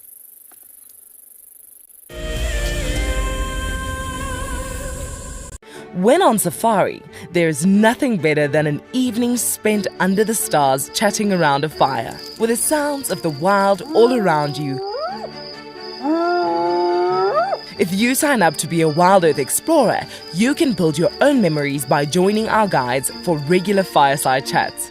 Subscription payments can be made by PayPal, credit card, and now bank transfer. WildEarth Explorers, it's in your nature. So in 1998, we had this idea to go and put a live web camera on a waterhole somewhere in the Sabi sands next to the Kruger National Park. And I approached just about every single landowner and everybody thought I was completely crazy until I met Yuri and Pippa Moorman. We thought it was definitely a fun idea and a worthwhile thing to experiment. And it immediately became a runaway success. And it gave people all around the world the opportunity to watch a little piece of Africa day and night. Back in 1998, it was the very early stages of the internet, and all we were able to do was to get a 30-second refreshing JPEG out of that camera. But over time, what we began to do is focus more and more on trying to develop this concept of giving people the opportunity to go on safari. Even though we live just 500 meters up this hill, we still put the camera on to see what's happening. Absolutely, we watch it ourselves. My name is Lauren, and I'm currently working in Djuma Private Game Reserve here in South Africa. I love answering your questions during the live safaris. It's my favorite part. It feels like you're on the vehicle with me, and I'm able to teach you exactly what you want to know. If you want to ask a question on WildEarth, then you need to register on our website. Once registered, you must go to the live safari page and ask your question below the live feed. The croc is still holding another one there. It's holding from the hindquarters. I would really want. The wildebeest cross is trying. The croc is holding the tail. It's holding tight. Oh no. Goodness me. Lucky, lucky wildebeest. You have another day to live. Expect the unexpected here on WildEarth daily.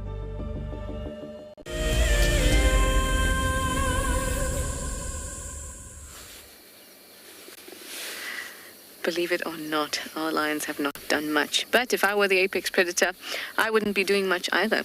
I wouldn't let anything bother me around here. Every now and then, the lovely sun pokes out, warms their bodies. I'm sure they feel very comfortable. But then you get this huge cumulus cloud. It is huge. It looks like a floating city. You can actually see how quick it's moving. It looks like it's going to land just above camp. But at least now it's moved aside so a bit of the sun can come creeping back in and warm these bellies.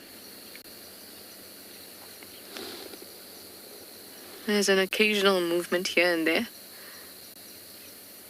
A little foot twitch or so.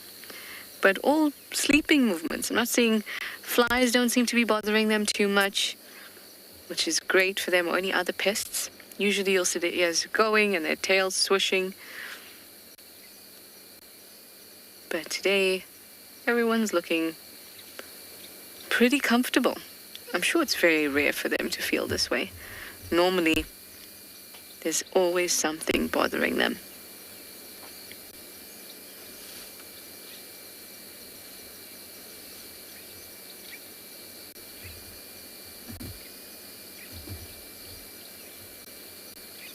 So there's, of the, well now, sub-adults, there were 9 cubs in this pride. And now they're sub-adults, but there were 6 females and 3 males, if I remember correctly, which is wonderful because you know that the females will stay within their pride and the males will disperse. So that means an additional 6 females that are going to add to the Telemati numbers.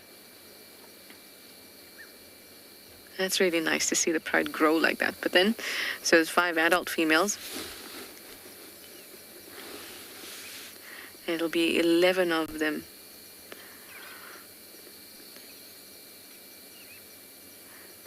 Oh, look at that. So to have 11 good females in this pride will be awesome, which means more cubs to come. And really boost our lion population. Oh, here comes the sun.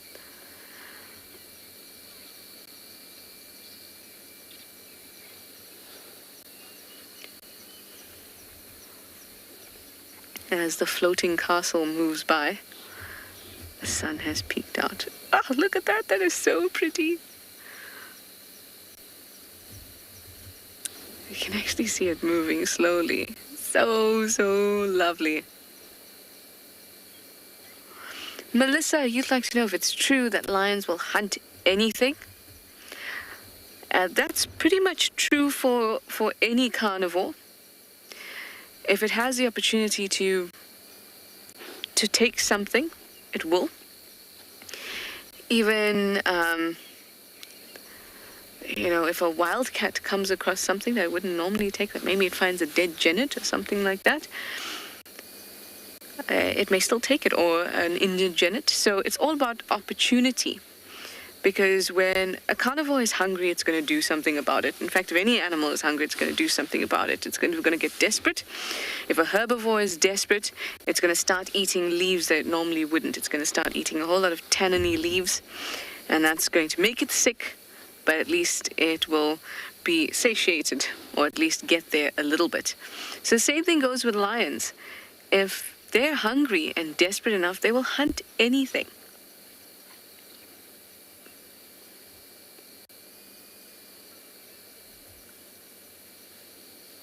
And I know you're probably thinking, oh, well, will they hunt humans? If they're desperate enough and you happen to be in, I don't know what state of mind, to be wandering about in an area where there's no other prey items, so, maybe, never mind, I probably shouldn't say that.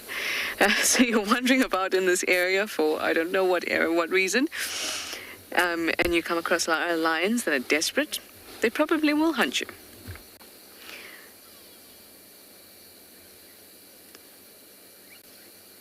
There was a situation where some lions had actually changed their behavior in order to follow humans. And that was in the Greater Kruger area where Mozambique, so there's an area where South Africa and Mozambique share a border. And so illegal immigrants used to come through Mozambique into South Africa using power lines as a guide. So lions had realized that this was happening, so they'd start to kind of encroach on those power line areas so they could take advantage of humans that were using that illegally to come through the border. They were dubbed the man-eating lions. But, what can you expect? You're in lion territory, and if you're in lion territory, I don't know why we would expect, especially frequently, so you're not now this special or unique thing for walking through and they don't want to approach you. But if it's consistent, you're consistently seeing these things come through as a lion, why wouldn't you give it a go? And that's a risk we take if you're walking around in areas that lions are prevalent in.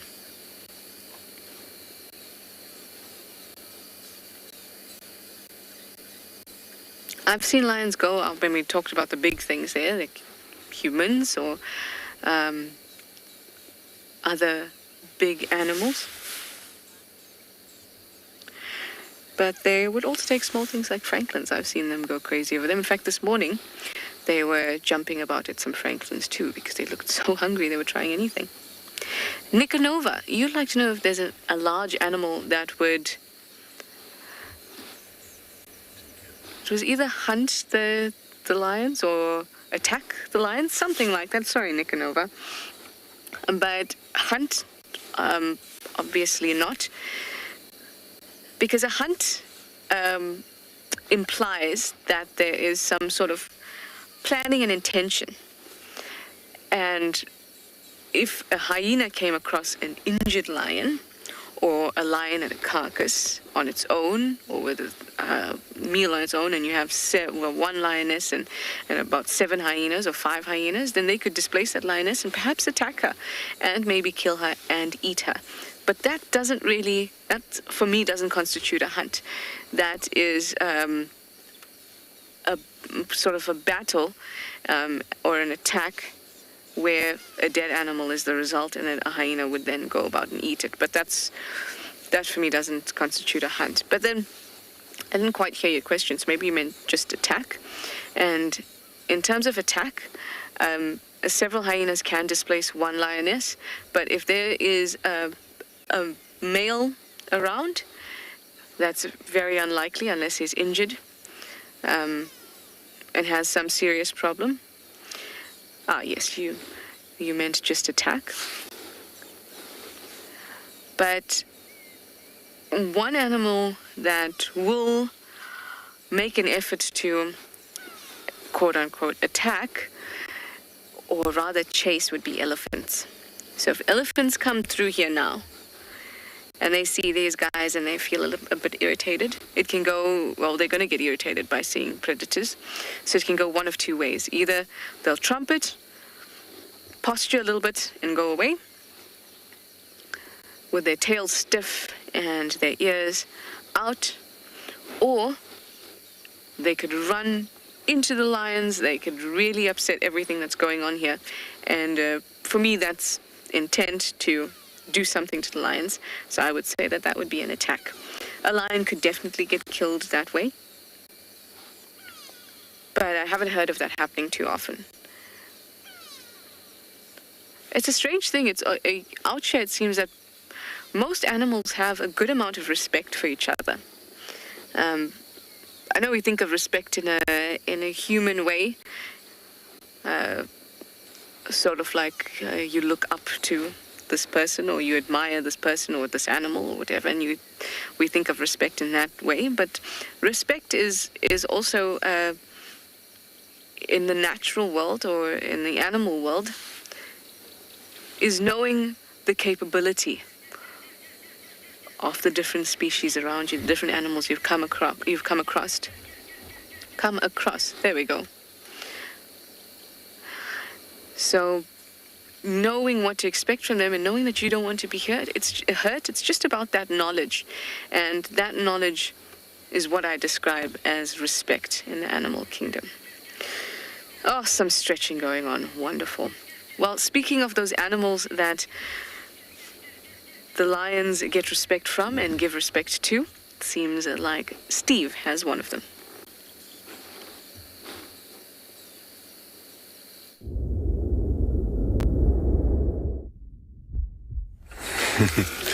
Yes, indeed we do. Let us just move forward.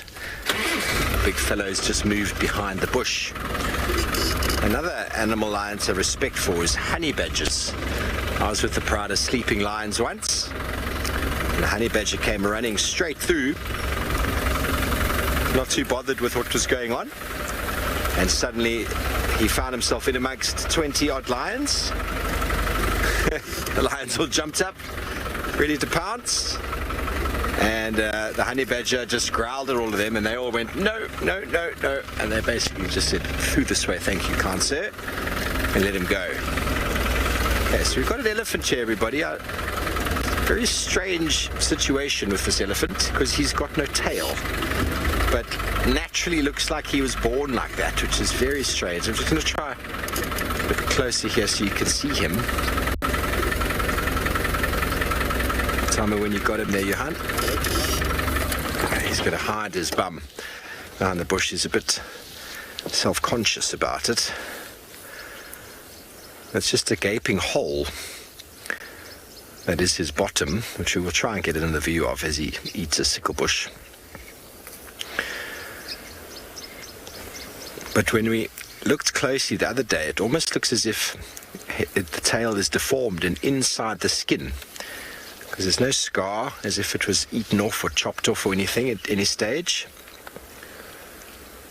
Just a sort of bit of muscle movement under the skin where the tail should be. So quite strange, but he's in very good condition, so I wouldn't think it's affecting him too much, although he's not able to keep the flies off of his bottom, which can't be much fun. Now those branches, everybody, that he's gonna walk. No, he's not gonna walk. He's hiding just behind the bush. Now, I don't want to move any closer because he's going to move away if I do. We're just going to wait. And that bush he's eating, sickle bush, the spines will go straight through a tractor tire. An elephant just puts them in his mouth like candy. Sickle bush is a very nutrient-rich plant. It's a nitrogen fixer, which means it has a symbiotic relationship with a mycorrhizal bacteria in the roots, which helps to fix nitrogen from the atmosphere. So they're essentially able to make their own food, their own soil nutrients. Okay, I think I'm going to be able to move forward an inch or two.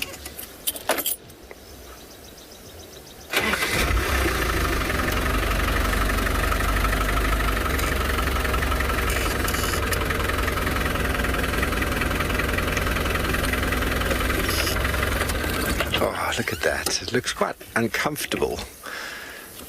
Mid-clock, you want to know how do elephants treat themselves? That's very strange, isn't it? That wound. You can show them a little bit. It's a bit graphic, everybody, so if you don't like it, don't look right now. Well, mid-clock, many of the plants out here have got medicinal properties to them, enormous amounts. I'll try and bring all of that to the fore when it comes to human sort of medicinal value, and no doubt animals are able to take medicinal value as well from many of these plants.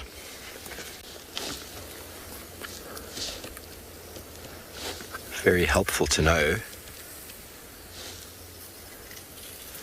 So I've used the explanation before in the past that if you have free roaming chickens in your garden and you plant medicine, a form of wormwood or any of the other medicines that we can plant in our garden, then they will definitely go and self-medicate themselves. And elephants will do the same. So leaves of the sickle bush can be chewed for diarrhea, toothache, a cough, sore throat for people. So no doubt there's some transference there. The plant itself is very useful for all sorts of things. Wounds, skin disease. Pods are very nutritious, of course. Many animals will eat sickle bush and acacia pods.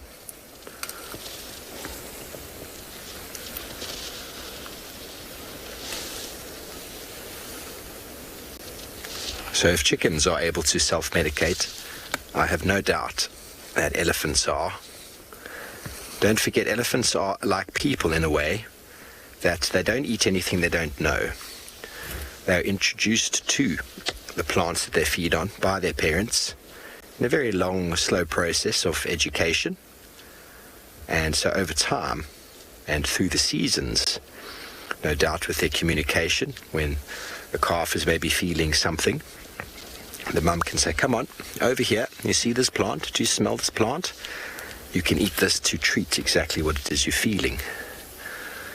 Obviously, I've no doubt they've got different names for those ailments.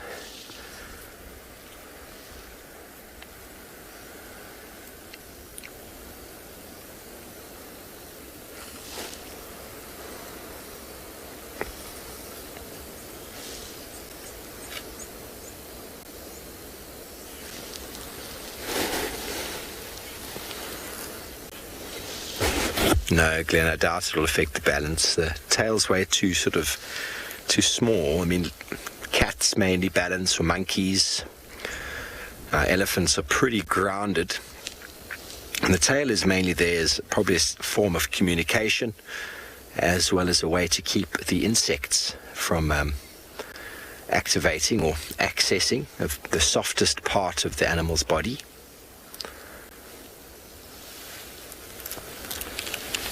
But it doesn't seem to have affected him too much. His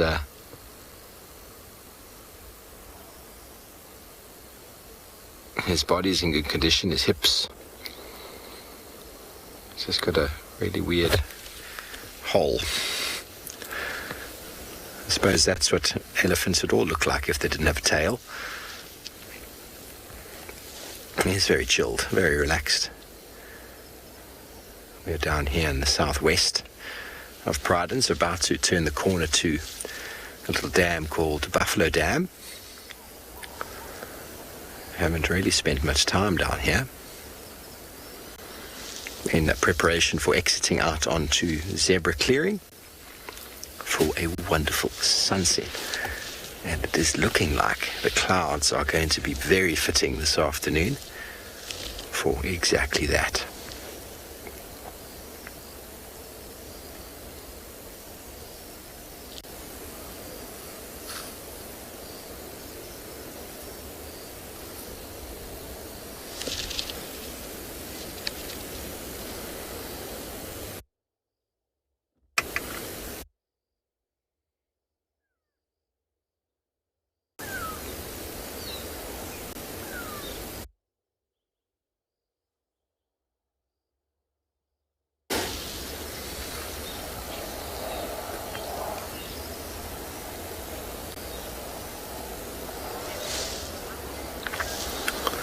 Okay, well, from one relaxed large animal to a much smaller animal, but seemingly also very relaxed.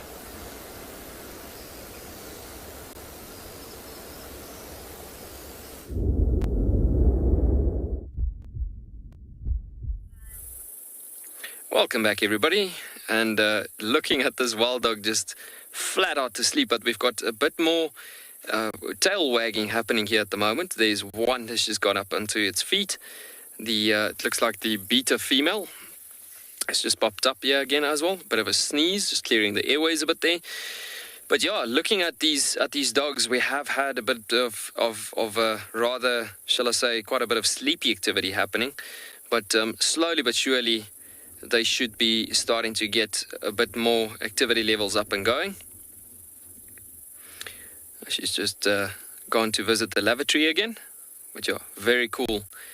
Seeing these dogs still upping and downing, trying to figure out whether it is a good time for them to start moving or whatsoever. Beautiful white tip tail that dog has just gone up to, displaying there a bit. Very beautiful. And even that dog, as Morgan's framing it up there, looking at the whitetail to the left-hand side, sticking out to the dog's head there, or to its right, our left. But yeah, very beautiful seeing that white flags that they carry on the bodies as well.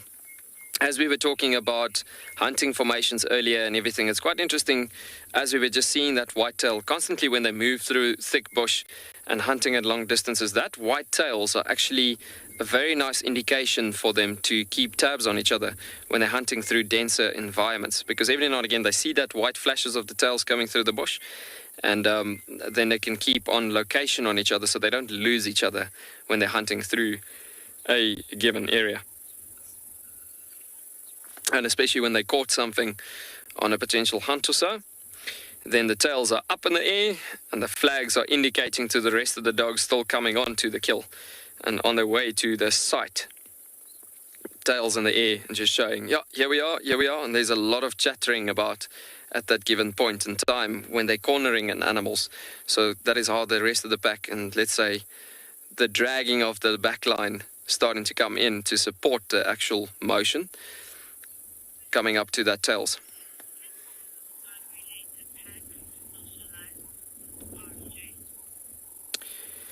FC, can you just...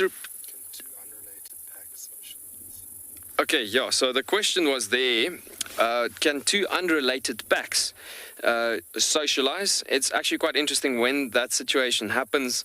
There's a full-on war breaking out. They never really socialize. As I was trying to say earlier, actually, with like the two segments ago, looking at the actual meeting structures that they have when they do bump into another pack of dogs, they literally rip each other apart, and that goes into a full-on war zone as it is. When you get the break-offs, as I was saying earlier, from like a pack dispersal, like let's say 4 or 5 young dogs broken off from a pack of about 20 dogs, then you get many different, shall I say, many different break-offs from different packs, and some of those break-off little units can join up together and form a new pack of dogs. But once that new pack of dogs are formed and they do meet up with the old pack with some of their members that they used to be part of, still they go into a full-on war zone. So they don't socialize with other non-related packs whatsoever. It's constantly in a situation where they go into full-on war zones. Wild dogs are home rangeal animals, so they keep on shifting their boundaries, because otherwise, if they were territorial animals, they would literally deplete a certain given area from, shall I say, food resources or food supply, as antelope numbers would come down quite dramatically, just because wild dogs, I mean, they are the number 1 successful killer in Africa. And they hunt extremely well. On average, dogs all over Africa run at about 80 to 85% in killing rate. But coming back to the open pack that we were talking about previously in the Kalahari region of Kruger Park, some of those dogs I know, yes, those guys run close to 100% successive rate. So it can vary anything between 85 to 100% successive rate. So given that those dogs are extremely, extremely successful in what they do. And due to that, if you think about that, they need to move and shift their boundaries of their home ranges. Otherwise, they will put too much pressure on a given area. And so dogs can move within 4 days to 5 days given time or so, especially if it's a big pack of dogs. Yes, they can shift from, like, the one morning they are in a certain area, and the next morning they could be 40 to 50 kilometers away from that previous morning's destination. It's crazy how far they are able to go from one time to another over 24 hours time space. This pack, being small, have been hanging out quite far out into the west, just because their numbers have been so small, and lately they've been mating as well. So hopefully we're thinking about, well, hopefully we're going to see some numbers inclining. There's no signs really that we could see that the alpha female's pregnant yet, but yeah, it'd be great if we can get those numbers up and going. And by nature's terms and ways, they would have want to pick up their numbers dramatically and try to get them up and going so they can become a much stronger pack and a bigger pack. So they've been sticking out in the west here because there are hyena clans close to the mountains recently that's been moving through there. And so the dogs are sort of outnumbered for the amount of hyenas close to the mountain section. So it doesn't say that they're not going to go back into the dunes, but those hyenas roam into the dunes as well. So they have been hanging out in the western sections here quite a bit lately, just for safety purposes. But once these dogs have got their numbers up and going, which I want to say, like, I want to have a feeling of about 90% to 100% that she is pregnant, that we would get a strong litter hopefully pretty soon. It would be her first litter though, as this is also fairly a young pack of dogs. The alpha female, she's roughly at about, she should be approaching about 5 years of age now.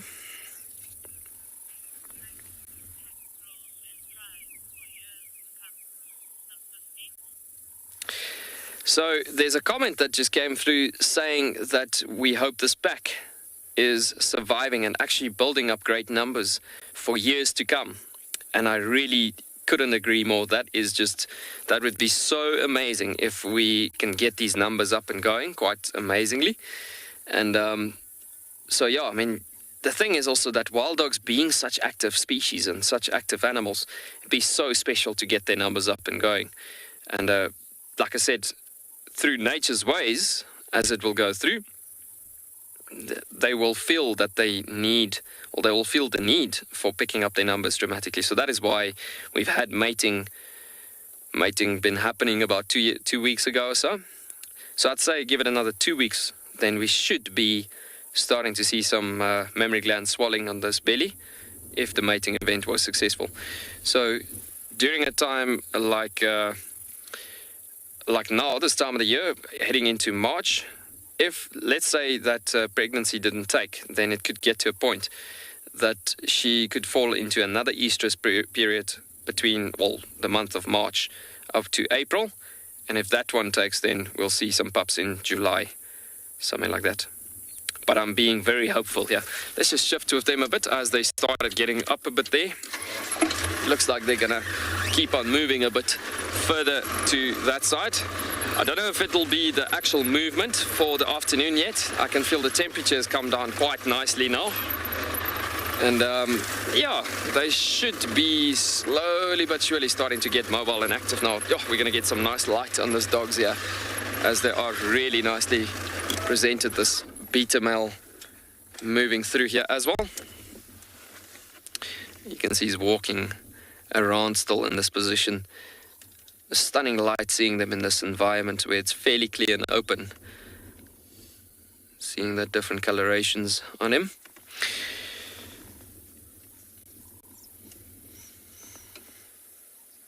But it's also very nice to see them being in an open, clear area like this. Like typically wild dogs having that splash coloration with the different markings, the different paintings that they have. I mean, if you go to the Latin name, it says Lycaon pictus. And that basically comes down to painted wolf. And it comes down to that paintings that it basically explains about. And those paintings are like a frog leaping into water. There's a bit more movement happening on the alpha male. But yeah, that frog leaping into a clear set of water and the coloration that's on the back of the frog itself, it will blend in with its immediate environment straight away, right there, as into the natural area where it's moved into. And this is exactly what happens with the dogs. And that is why they do so well in the Kalahari, in that sense and situation where it comes to the paintings blending in with the immediate environment that they freeze into.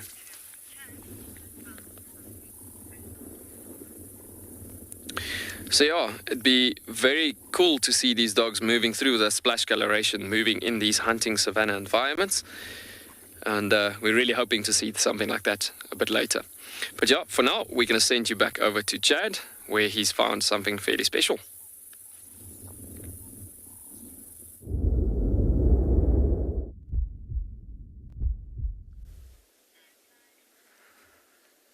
Welcome back to Phinda, everybody, where we struck gold. We came into this area to look for these two males, and here they are, presenting themselves right in the open, which is quite amazing. You can have a look at that one. He's just starting to groom himself.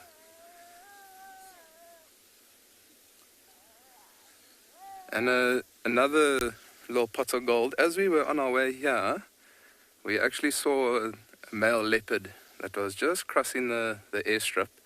But we tried to follow him, but he went into quite a dense area, so we were unable to follow. But just up the road, we found the two male lions, and this is why we came here. So we're very happy. After a long afternoon out, we finally have succeeded.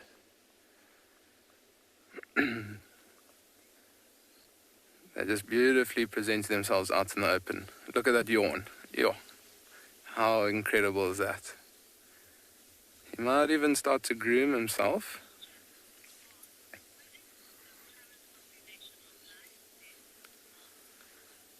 Mark, so here on Phinda, we have three different prides. One in the west, one in the south, and then one in the north. And at the moment, I think we're sitting at about 35 lions, if I'm not mistaken. So it's around 35, and male lions, we have 3 different male lions. These two that dominate a section here in the southern parts where we are now, and then they also dominate a certain section in the west, another male lion that dominates far west, and then 2 male lions far up in the north. So yeah, I mean, we've got quite a healthy population of lions here on Phinda, and so yeah, we do see them quite often, and these are just beautiful male lions. Having a look at their beautiful manes, it's almost golden, their manes, and you can see they also are starting to get quite black in color. You can see that male lion licking his lips. There were also some impalas that weren't too far from us on the airstrip, and maybe that male lion is having a look-see at those impalas. Maybe that's why he's licking his lips like that.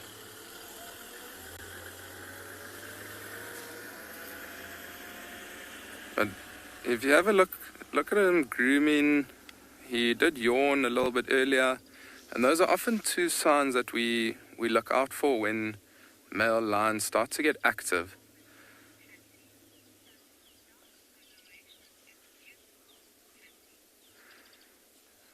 Patsy, there is nothing better than a beautiful dark-maned male lion. I mean, these two are incredibly dark. Even if you have a look at their bodies, you can see they're also very, very dark in color. And that also means that it's good genetics. There's a good amount of testosterone that these male lions have. And hopefully with them mating with lionesses around, the next generation of male lions in this area will hopefully have dark manes, just like these two in front of us. And I think after a long search and a long afternoon, it's just amazing to have them out here, right in the open for us. And I do know a little bit earlier, one of my fellow rangers, he did have a look at the last spot where they were left this morning. Oh, have a look here, he's getting up. Big stretch. He might even head towards his brother. Maybe see if they start their evening patrol. He might even scent mark a little bit. There he is, he's spraying his urine.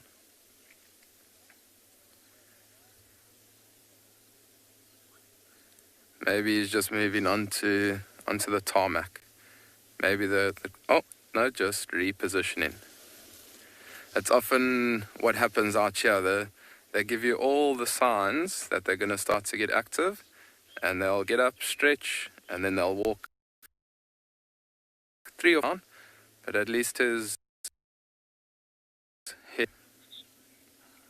I think for now, though, we are going to sit a little bit longer with these male lions. Maybe see if we can try get a different position. But we're going to send you over to Steve. He has something very interesting for you.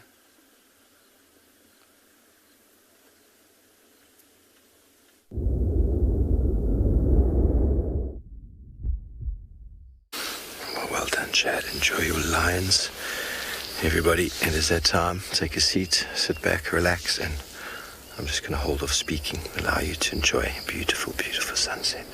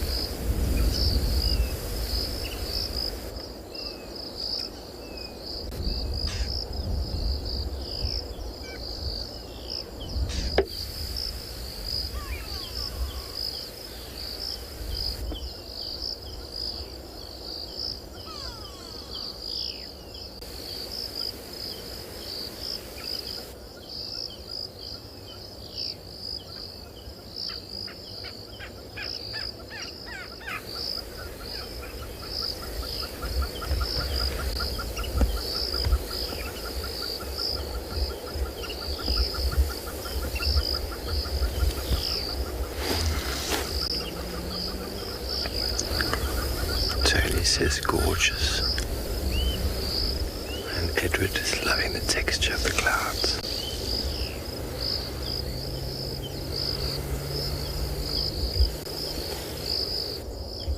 I haven't seen the sun in a few days. Went from blazing hot temperatures to rain and now clear again for the most part. More weather on the way. Always changing is the circle of life. Nothing is permanent.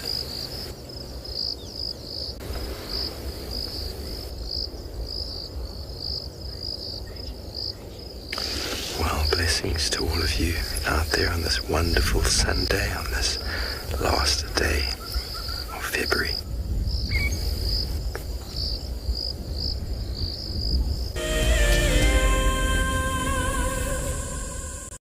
February is the month of love, and nature is no exception.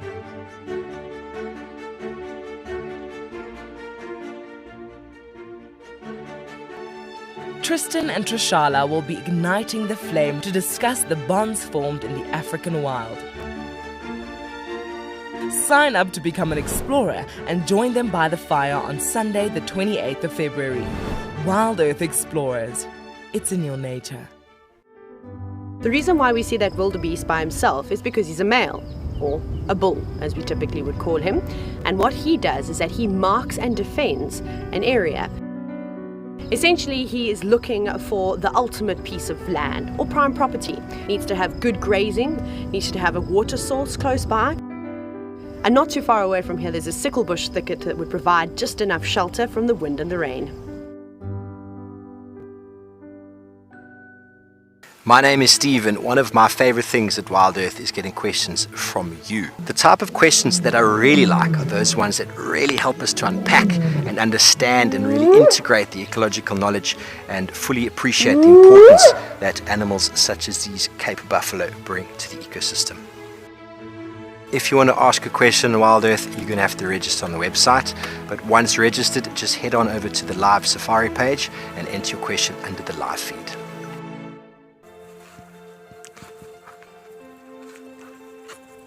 Hello, Mama. Just checking us out, everybody. There's no aggression here. Very relaxed. A herd of elephants moving around your car like that is truly, truly magical. Tune into WildEarth every single day. It's in your nature. Hi, I'm Kyle, and I come to you live every day here from Tswalu Kalahari in South Africa. My favorite animal in the Kalahari has to be the aardvark. Its unique appearance, its ethology, and as well as ecology within this vast ecosystem is amazing, and something that I have been really lucky to experience on foot here at Tswalu. Catch up with the guides daily here on WildEarth.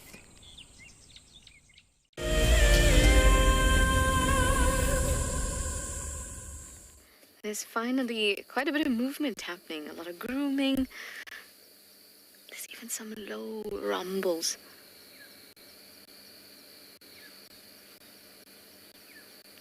Look at that. It's so beautiful to watch a lion pride bond, and the way they rub each other's heads. Oh, it's so gorgeous. And also it feels so genuine and real. Even though we know that biologically they're doing it to reaffirm the bonds between themselves, it just looks really appealing. Like, you would just want a lion to come give you a nice headbutt and a hug. It looks that soft and appealing. But obviously you would know better than that. So see what they've started to do. Tails are moving a little bit more wildly now. They're moving a little bit, but not a lot. So they'll just get up, move a few meters, and flop back down. But this is the beginning of them making a move for the night. Look at that yawn.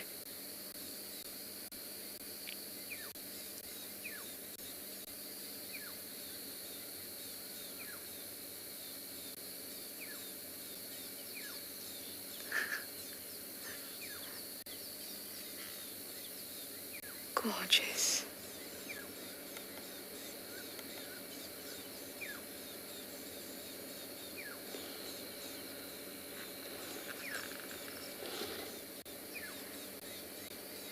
Mark, you would like to know if there are any famous lions from this area?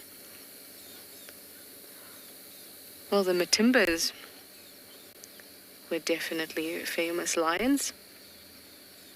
I think they're all pretty famous. Oh, look at that face. That face says, "You're rubbing me the wrong way."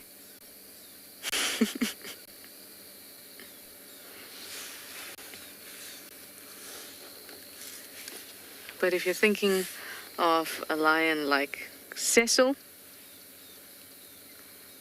they're not really directly from this area.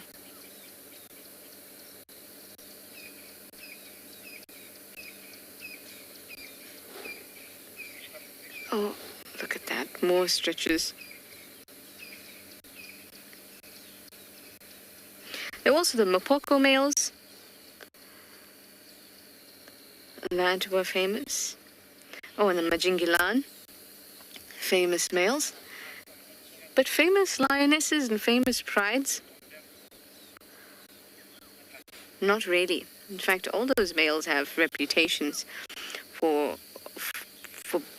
taking up lots of territory and moving into new territories and being quite violent. Well, actually, violence is the wrong word, because they're doing what's natural, and that's to take over territory, and there also being some violence that ensues. But to us it may seem brutal, but they are doing what is necessary for them.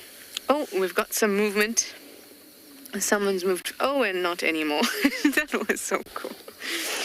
One of the females, she looked like she was going to go on a walkabout, and then all of a sudden collapsed into the grass.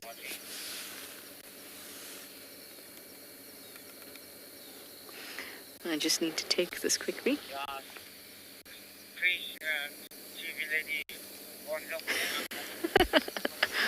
Person on the radio just called me Trish TV Lady.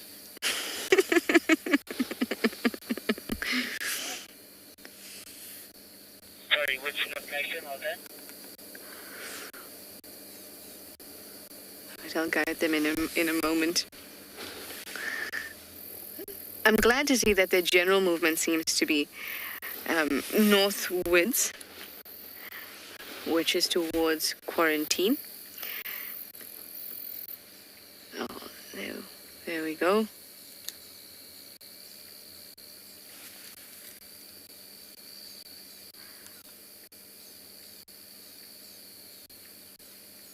So I have 4 of them that are up and moving.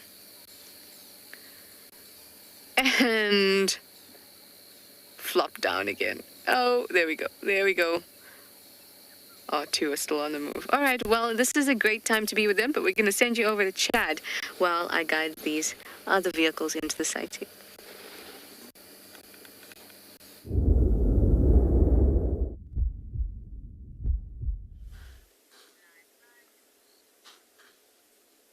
Welcome back, everybody. So this herd of impalas moves quite close to these males. I'm just going to keep quiet for a little bit. Have a listen out to the impalas making their alarm call.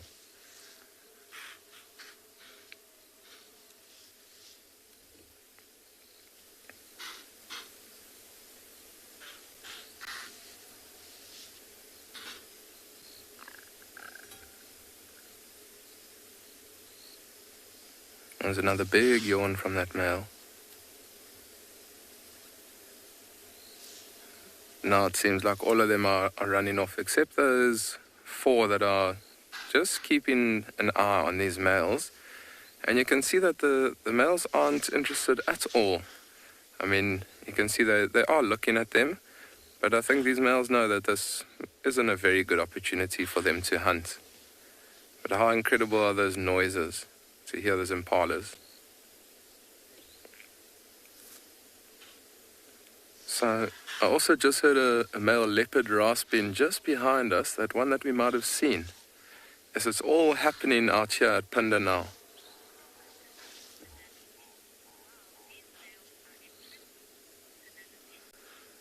And Penelope, I agree with you. These males are very, very impressive, beautiful animals. And it's literally all happening here on Phinda, from a quiet afternoon to male lions on the airstrip, impalas alarming. We saw the leopard, the leopard's now rasping. So that's a territorial scent mark that they often do. So it's an amazing evening. The colors and the clouds are even starting to change. It's a beautiful evening out here. And what better way to spend your Sunday afternoon with all these animals and all this action.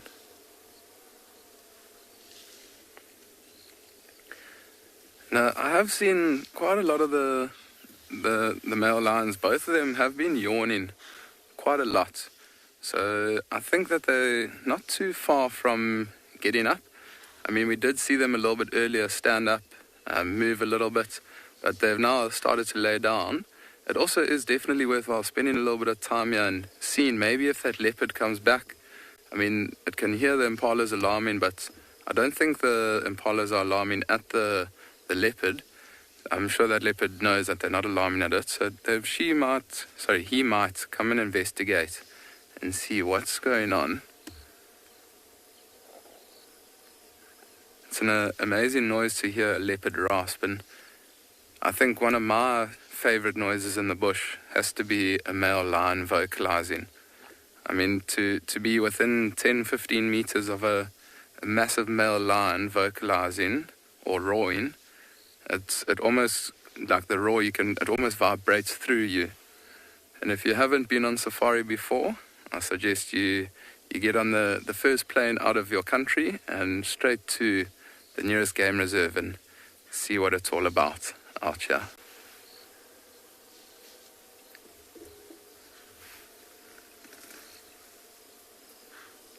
There's just so much going on at the moment. We're not even sure what to look at. But I think we are going to stay here a little bit longer. Maybe that leopard comes out. Maybe these male lions get up. But for now, we're going to send you over to Steve with something very interesting. Who's that going so fast?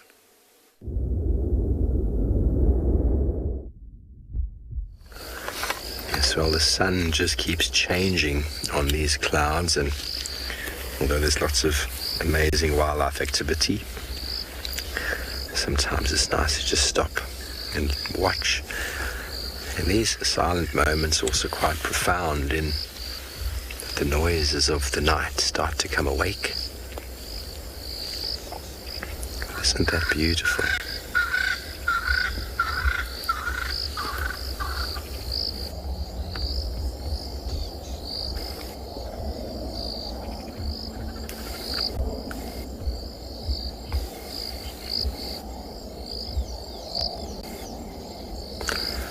Water vapor. I spoke about the dam earlier and the currency of life with water.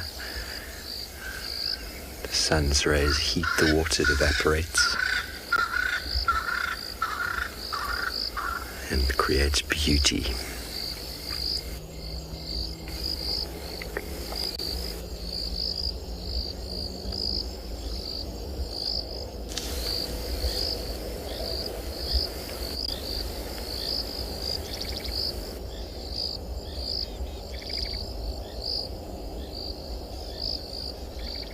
Beautiful oranges coming through as the sun dips even lower.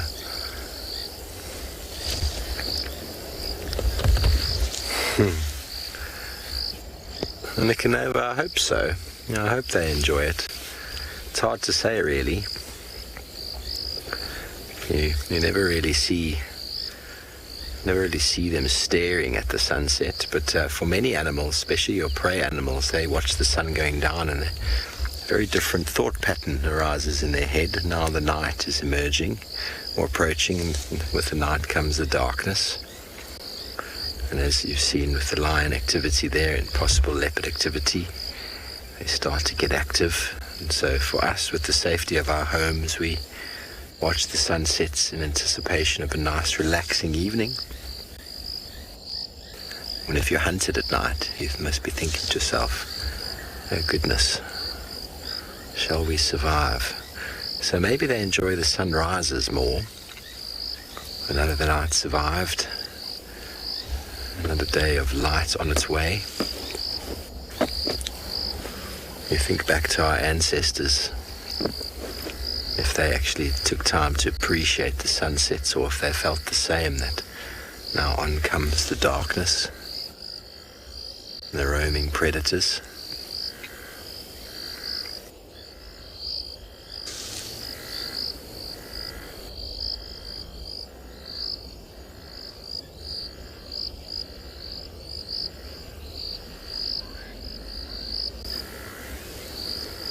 Many of the birds will give off some final calls. We had a barred owlet calling just before.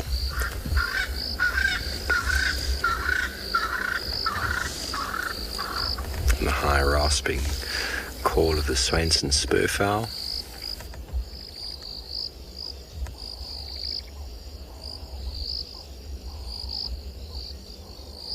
And just like that, the sun sets to rise somewhere else.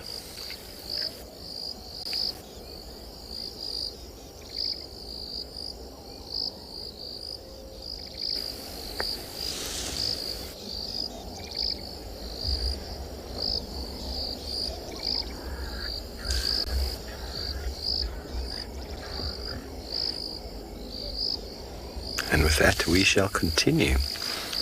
Head on along this road, and maybe we'll be lucky and bump something on the move. Something that has decided to wake up. Matthew, it does. Each sunset does indeed have its own story. Its beginning and its end.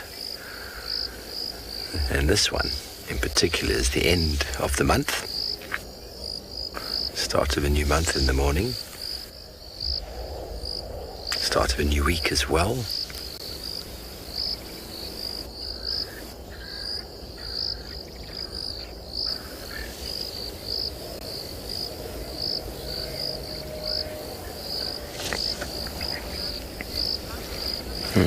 Well, I'm wondering what the sunshine looks like over in the west. Let's go back over to Tswalu Kalahari.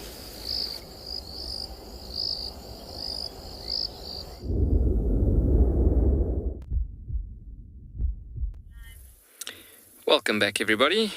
We have literally just got a bit more activity levels hyped up and going here, and there's quite a bit of cooler weather that's been rolling in quite a bit now. Actually, Morgan's just going to show us the weather out and about, as there's another dramatic cloud formation coming out from the southern direction this evening. A lot of clouds actually building up over to the southern sections and even from the west. And all of this cloud cover formations that's building up, these breezes are all coming out of these cloud formations. And so that's what's dropping the temperatures quite a bit. And so that's why these dogs are a bit in a formation of two different worlds here, or thinking about, or shall I say, two mindsets happening here at the moment. Because having two weather systems, one in the west and the southwest and so on, and then if you look at the far eastern side there as well, yes, there is so much cloud formations in this environment at the moment. So different breezes from different directions, creating cooler weather, and that's why they shifted into the sun now. We've had a few interesting behaviors happening also in the meanwhile, where the alpha female, you see these rituals that I was talking about earlier that they go through to test the climate and get them ready for a going session on a hunting formation. So that's not the final thing for go time when they get going on a hunt. You get to a point in time where there's a sneeze or a sniffing sound that comes out. And with that sniffing sound, it is the indication from the alpha female generally that starts up with being the main leader. I've seen with most packs that the alpha female is the one that does most of the leading. There we go, she's on her feet again. And so what happens is that she does that sniffing, snouting sound, and that's the last indication. It's almost like clearing the airways and for the time when they're just about to get going. So that's the indication that it'll go like a Mexican wave through the entire pack. And as that happens, the entire pack knows, okay, the leader said we're supposed to go now, and we move out and about. So the thing is, coming back to the different breezes and the temperature fluctuation happening at the moment, you can see that belly is quite bloated.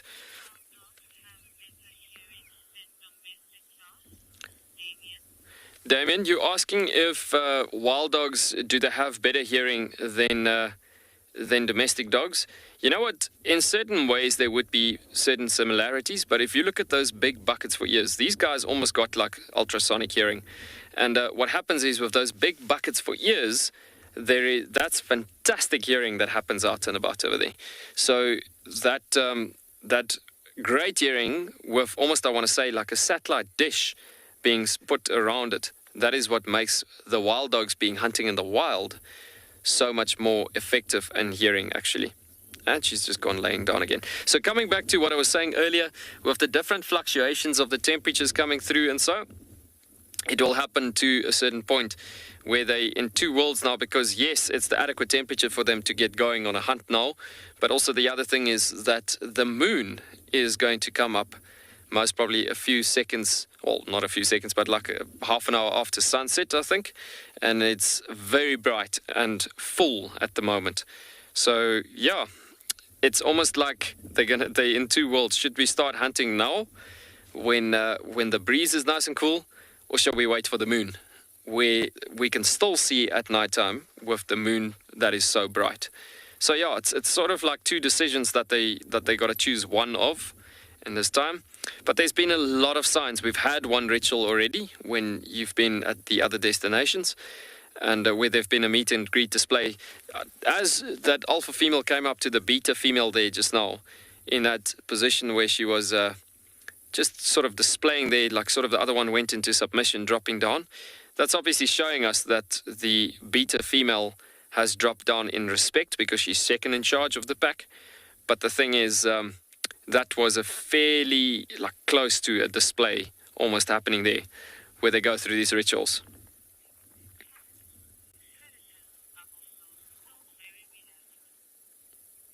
So yeah, we're gonna wait another 10 minutes or so as we're starting to lose light behind the clouds here, and just see if we can get these dogs still on a hunt. But I'm starting to think they're in a bit of two worlds here, possibly gonna wait for moonlight. We're going to send you back over to Chad with those fairly active lines starting also up and about.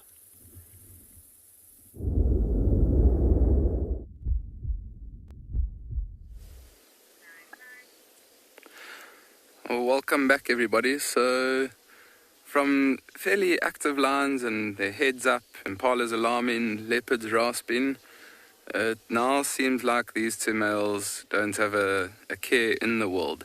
You can see they're both lying dead flat. They don't have their heads up at all. So all that yawning and grooming that they were doing was all for, right now, nothing, I guess.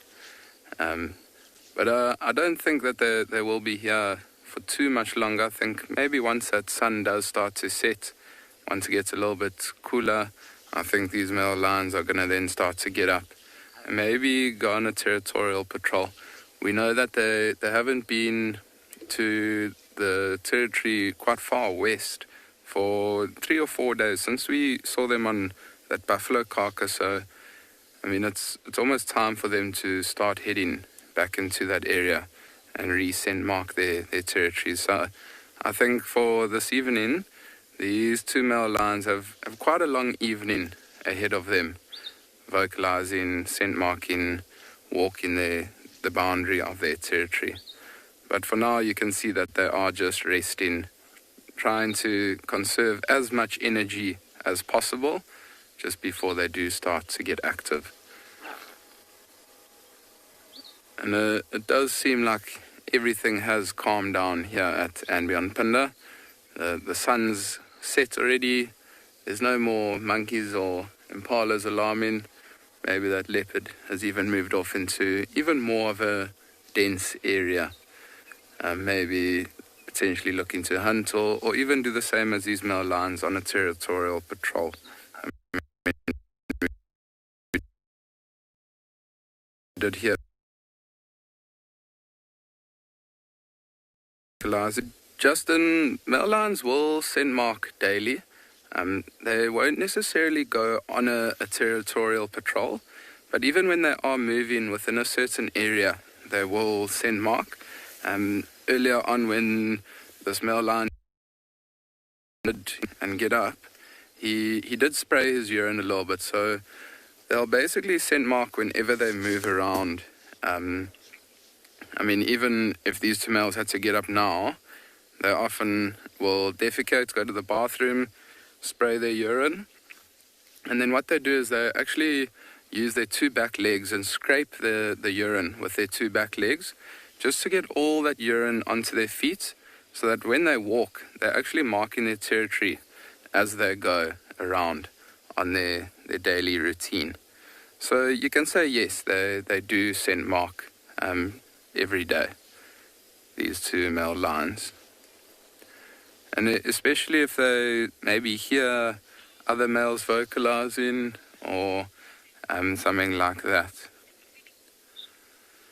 But I think for now, we're going to leave these two males. They seem like they are resting up for now. We're going to send you over to Tristan, who has something very interesting to show you guys.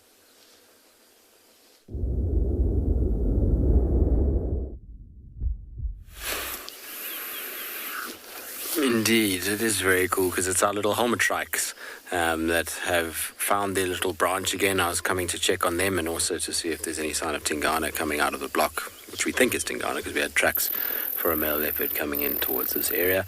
It's been an ever so frustrating afternoon. We had Nsele on a kill. Unfortunately, though, Rusty just could not find signal, and we went and looked for Thandi and Marips, but Chitwa seemed to have the same issue. So we've literally just been bouncing from pillar to post, trying to find some semblance of signal. And we at least have found these guys with some signal, which therefore makes a much happier Tristan. Today, they're not as uniform as they were the other night. We've not seeing the same kind of display of all of them in a row with one sort of sticking its tail the wrong way. Today there's a little bit more all over the show, but it's exactly the same branch and exactly the same number of helmetrikes, I think. There was one that landed here and then flew off randomly, but they clearly are spending a lot of time here, because what I didn't notice the other day in the dark, obviously because it was dark, is that there's a lot of leaves that have got where they've defecated all over them underneath these birds. And so they're obviously roosting here every single night. Why, I'm not quite sure. I mean, they get constantly harassed by insects in this spot. You can see every now and then the little tails twitch or the head shakes.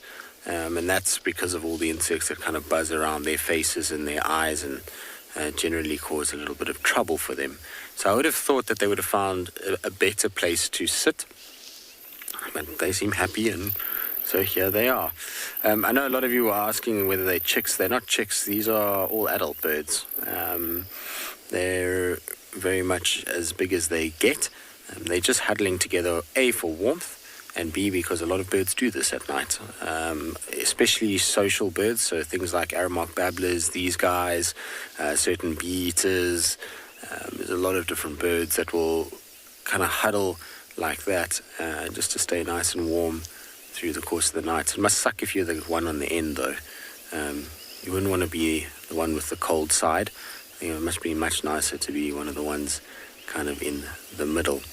Now, I'm trying to count how many there actually are in total, because there was for a long time this discussion that raged on about how these guys are always in flocks of 7.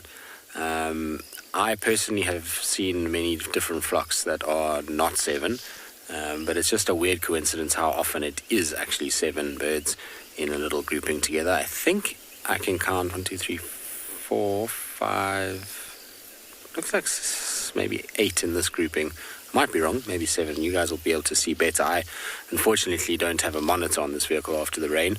That was damaged too, and so I have no idea how close you guys are and what you can actually see. Hopefully you'll be able to tell me how many we have. The good news, though, is just getting back to Nsele, is that she looks really good, super healthy. Obviously she's eating, so she's got a nice little round tummy. I didn't see any signs of any suckle marks or anything like that, but she was looking really good, and I'm glad to hear that she's well, and that she's managed to find food, and I'm hoping that she's potentially going to den somewhere there, or maybe she already has. I didn't get a good enough look at her teats area. We kind of just had a head-on sort of view of her when we saw her. Now, a lot of you are saying that there are 9 of these guys today. Well, there we go. So that breaks that whole kind of stigma of 7 helmet shrikes together. I've heard it many times from many different guides, but like I say, I've seen multiple different cases where there's more or less than 7 in a little flock bumbling around. But these guys are so cool. I wonder how long they're going to stay here for. Obviously, today's my last day for this particular stint, and I'll probably only be back potentially late April, beginning of May. So I'm not sure they'll still be here by then, but maybe Lauren and Andrew and Steve and the rest that are coming in will be able to kind of keep up with them. Now, some of you say these are adorable. They are cute, aren't they? It's a very cool little sighting. I'm pretty happy that we stumbled upon them the other day, and then again tonight. I've been trying to get you, obviously I haven't been driving all that much with Rusty being down, but I've been trying to get you most nights just to see if I can kind of see them again, and I've always been waylaid. But pretty cool to have come back a few days later and they're all still in their same little perch. Thought it'd be also a great spot to just stop and listen, because like I say, there was tracks for a male leopard heading into this area, and kind of I know that Tingana often likes to pop out on this western side of quarantine.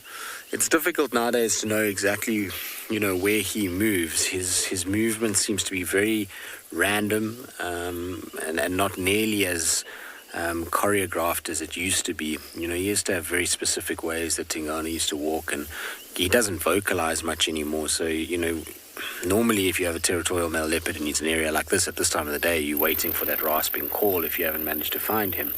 But we know with him, sometimes he doesn't even call at all through the night, and he seems to be just using different routes all the time, and so building up an idea of who or where he is going, or how he's doing it is proving to be quite tricky in these summer months. It's amazing though, if you think about our sightings of leopards over the past 2 months, it's incredible to see how heavily biased it is in the female direction. And there's a very simple reason for that, is that female leopards are far more prone to be arboreal.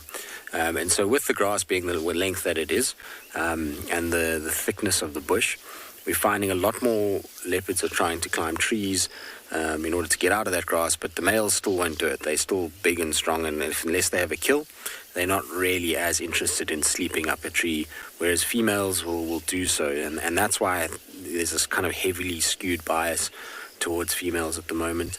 I know we're seeing young males in the form of Marips and Kuchava's cub and Shasha, but that's because their moms are leaving them in places, and they're still little.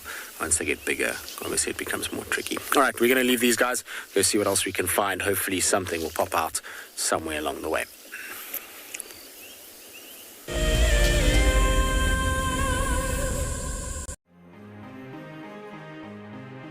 Hi, I'm Sue. I'm from South Africa, and I'm the incredibly lucky winner of the Tswalu competition. Tswalu has so much to offer, but we're really looking forward to the game viewing options, as going out with a personal guide who has so much knowledge will just be exceptional. Motsi Lodge looks absolutely amazing, and we're so looking forward to spending time there. It really is out of this world. I only registered as an explorer towards the end of January, so when the email arrived stating that I was the winner, it took me totally by surprise. I'd just like to thank WildEarth and Tswalu for this most incredible prize. It really is a dream come true. WildEarth Explorers, it's in your nature.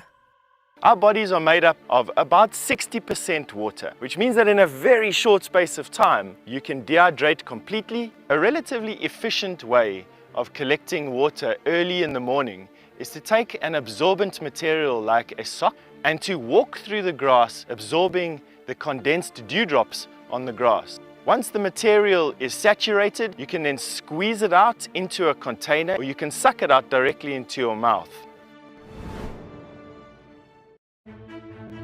Hi everyone, my name's Daniel Fisher and I'm going to be your guide this afternoon. I'm looking really forward to taking you through and showing you all the beautiful places here at andBeyond in Ngala. If you have any questions, please register on our website. Once registered, go to the live page feed and post your questions underneath the live feed. Join me on my next safari through andBeyond in Ngala on WildEarth. Send me live questions through the WildEarth website and I'll answer them live from the African bush. Something very, very interesting. I didn't plan this, but this is a scene rarely seen. This is what we call a journey of giraffe. So beautiful.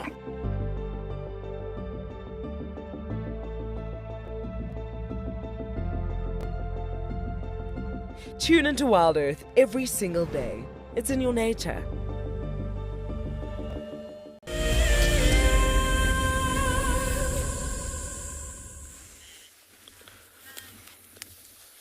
Welcome back, everybody. We are still sitting with these dogs. There was quite a bit of behavior, quite a bit of movement, actually, shall I say, in the meanwhile, while these animals have, well, while they've been up and about and going. You can see the alpha pairs just been joining in that motion each other there. And so I'm starting to finally think that they're going to wait for the moonlight rather than starting to go out on a hunt right now. As you can see, we lost all of our light, basically. And the sun is about to set behind the clouds. Not really full-on setting yet, but yeah, we've got that dense cloud cover in the west. And the sun is dropping in behind that now. But yeah, beautiful seeing these dogs still, and it was a great pleasure actually spending the afternoon here and being able to show them to everybody. And just seeing the different motions that we went through with them. I think what we're going to do is, with that beautiful, shall I say, honeymoon couple that we're looking at right there, as they just joined each other in great love, we're going to leave them and leave the dogs with that last point of view. So what we're going to do is now, we're going to continue going out as Morgan is showing us the eastern sections there. We're going to drive into those directions, closer towards the mountains. But there's, in this ecotype in the west out here that we were talking about earlier, as you can see, there's a bit of thickets in around these sections as well. So there's a bit of pans, like concrete pans in these areas. And so some of these pans, it would be quite nice for us actually to go sit at one particular one that we're hoping to go sit down there and just wait in silent modes, as well as we could possibly get some brown hyena coming in out, as their population is quite high in amounts in these areas, and we might see some other nocturnal animals coming into those pans. And that pan gives you the sort of idea that you're in this vast, shall I say, African wilderness that you're sitting in, and you really get the feeling, especially as you go into nighttime. So we're going to leave these precious dogs, and hopefully they get something during the night up to the day of tomorrow. So we're going to continue going further east, leaving them by now, and see if we can get those animals at that pan, and also see what else we can get on the way east. Right, let's say goodbye to these precious animals until next time. So we're going to just pull around them here, not to disturb them, as they're still sitting on the edge of the bush there.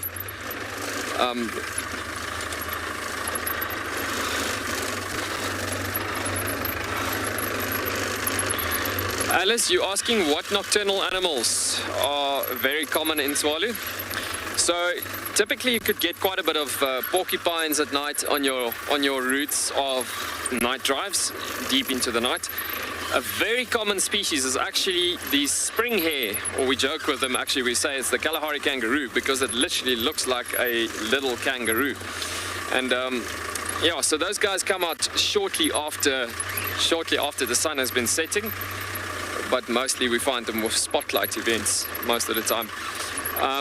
From a predator point of view, you could get brown hyenas, leopards close to the mountains, you could get, yes, there's quite a wide range. I mean, from leaving the predators behind, looking at stuff like the striped polecats, and which is almost like a skunky type of animal. About a few weeks ago, we spoke about the, well, they look like a skunk actually, but we spoke about, the team spoke about the striped polecat, which is rather a very rare species to find on drive actually. But yeah, in the Kalahari they flourish actually, but what makes it so tough to find those striped polecat at this given point in time is actually the tall grasses and the tall vegetation in certain areas that's making it quite difficult. Folks, just before we leave this area, I just want to show you that gorgeous view that we're having of the sun setting behind the clouds. Just look at that. So what I'm going to do is, for about 10 seconds to 15 seconds or so, I just want you to adore that and just look at that gorgeous sunset with that tree on the top of the slight rise of the dune.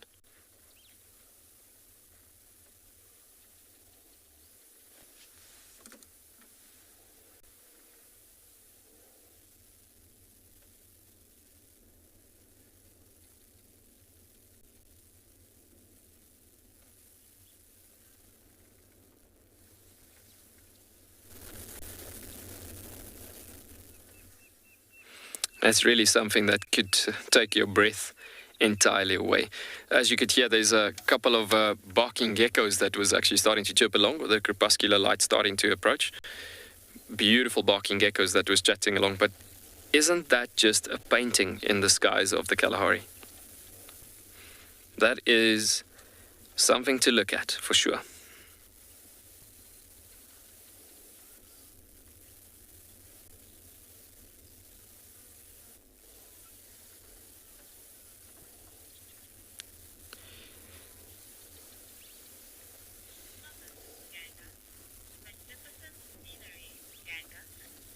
And that you are commenting, that is magnificent scenery.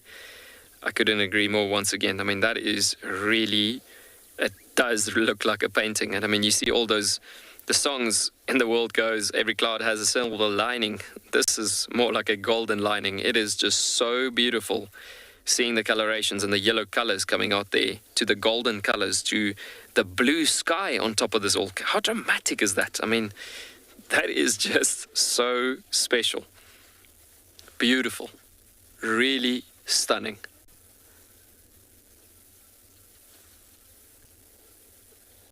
So folks, we're going to continue going and drive off towards that pan that we were talking about. But so stunning seeing that images of the Kalahari this time of the year. Stunning, stunning. Yeah, so as I was saying previously, we're talking about the nocturnal animals presence and so on. You could easily come across a night drive, seeing all those, the commonly found species being those spring hare, as well as the porcupines, brown hyenas and those guys. But yeah, generally coming over to the endangered species, like the pangolin being a very iconical species to the Kalahari. And being the reason for most of our guests and our visitors coming here to actually trying to find those guys, along with the wild dogs and many other rare and endangered species that occurs in the Kalahari.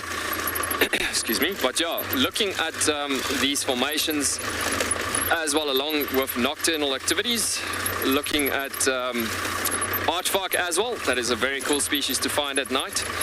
It's got a long snout and beautiful tall long ears out and about over there. Here we are, back onto the road on our way back east.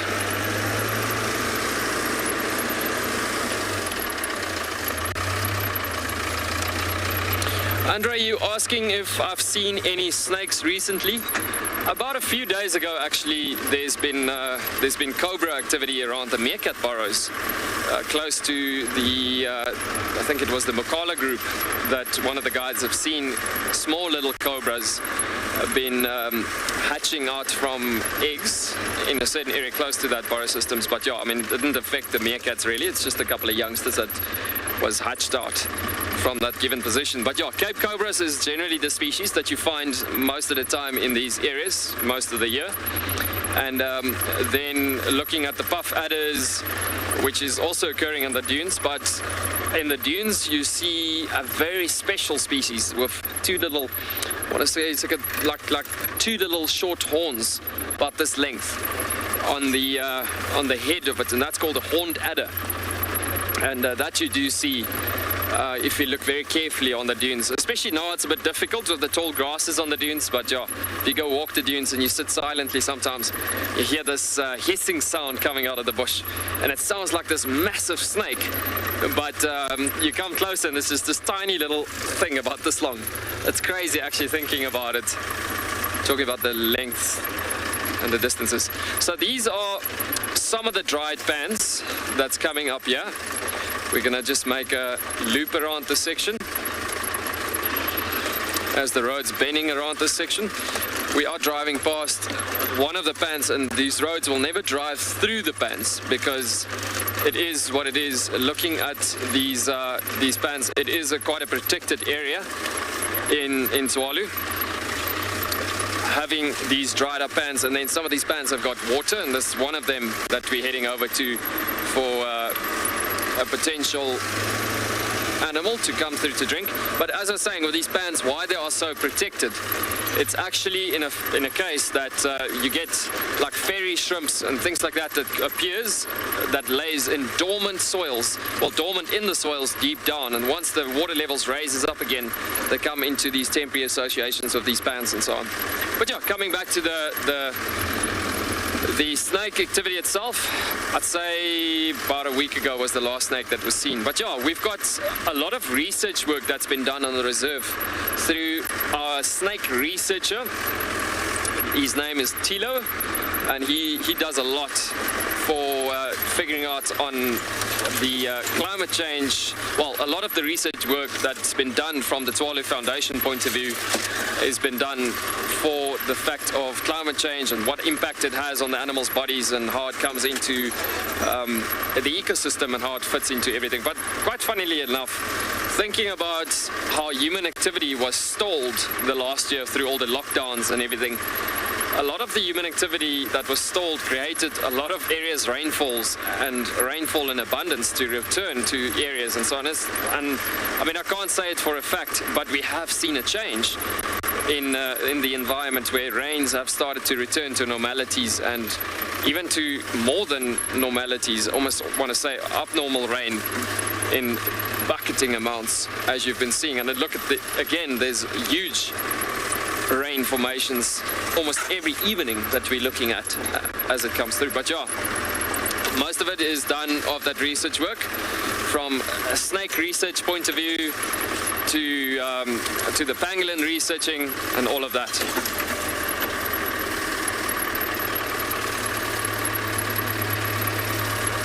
Kyla, you're asking, are majority of the snakes found on Tswalu or in the Kalahari, are they venomous? Yes, most of them are quite venomous in these areas and environments and so. And lots of them actually have venom types like cytotoxins over to neurotoxins. The boomslang is one of the few ones that's got a hemotoxic venom in this area. But yeah, we've got the tiger snakes, which is rather harmless, as well as the brown house snakes and the mole snakes that's not that extremely dangerous and so. But yeah, majority of the snakes that you find in the Kalahari region is quite productive with venom and so. And it all comes down to, again, to the environment that we're living in. And as you're looking at most of these plants, I mean, it's quite a spiny, thorny plant formation that you find out here. And just by looking at the plants, for instance, that tells us such a huge story of this environment, of how it all comes together in the formation of how everything needs to have some sort of form, either in the form of protection or in the sense of like sort of injecting venom in this case of snakes and so on to hunt down their prey easier in these areas. So we passed by quite a bit of oryx actually as we've been coming through here in this area as well, but yeah, they're quite a far distance off would be a bit difficult to put them on the screen there as well. But yeah, very, very beautiful.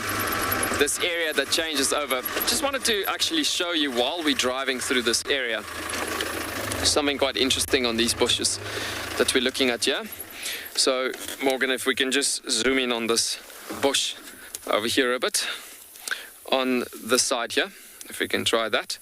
So what's interesting about this vegetation, you'll see this particular plant has got 3 spines, 3 stems coming off, and this is actually where the bush's name is coming from, being a 3-thorn thicket or a 3-thorn bush or a shrub as it comes through. So looking at those 3 stems growing off a specific internode and a petiole leaping off into a internode and a node, that is where all of these stems will branch off from coming through. So as you look at it, this entire area is flooded with this 3-thorn bushes as it is. And this 3-thorn bush got its name from those 3 stems, as I said. But thorns indirectly is actually more a situation where it's modified stems and leaves. So every thorn or spike, as you wish, if I can put it that way, is generally in a formation that it's a thorn to humans, but yes, it's still leaves and spines coming off as it comes through. But yeah, looking at these particular thickets, the soil type in this area, if I can just pick up some of the soil here, you'll see it's still a reddish color, but a much lighter reddish color that you're looking at. We're going to actually just put it up into the board here. Looking at that, the sand is very light in color as opposed to the red, extremely red soils that we've had in the in the central sections of the reserve, in the dunes formations. But if you scratch around in this, you'll see there's white particles and whiter type of particles coming out here, actually, like that little, I don't know if Morgan would be able to see that. Yes, it's on the screen. So that white particles is typically the calcrete from the calcrete from the last deposits of the inland ocean in this particular environment. And there's a bit of quartz and quartzite that's coming through in these formations. And quartz is actually not really a reddish soil. Well, quartz material is not coming from a red rock type. It's more quartz that has been, how can I say this? It's more in a situation where it's like it's been rusted from oxidation on the rocks and so on, and that being altered chemically and physically into the soils as it weathers down, it will create those reddish soils coming through. So it's more rock types that's been made dirty. Yes, I'm battling to explain this actually, but yeah, it's been made dirty actually. Whereas if you look at the soils out in the west, that last deposits of the inland ocean that was in this area is what makes it so white.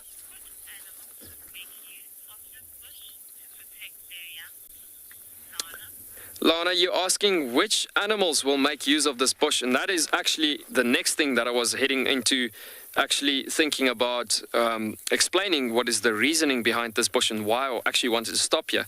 Because the soil and the type of minerals from that calcrete that you find in the soils, making it a bit lighter in color, is the reasoning behind all of these bushes that you see out and about here.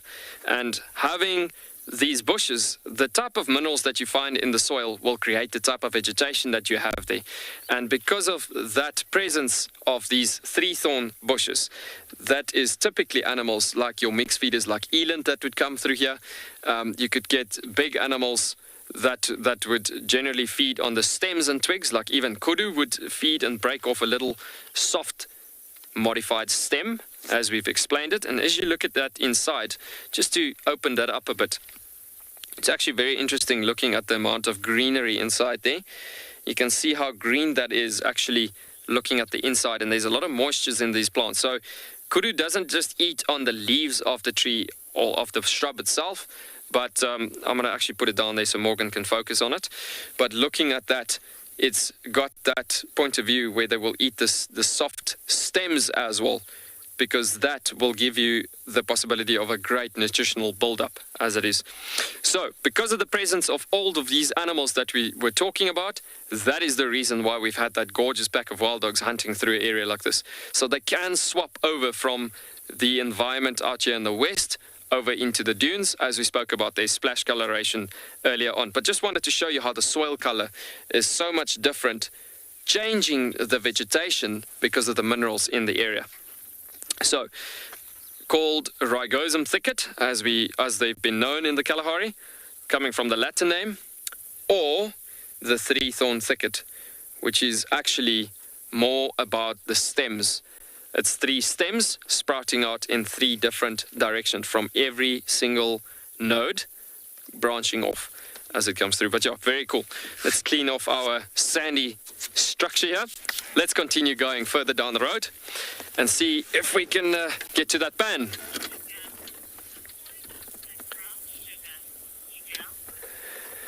Yugal, you are commenting and saying that the soil looks like brown sugar. Yes, it does actually.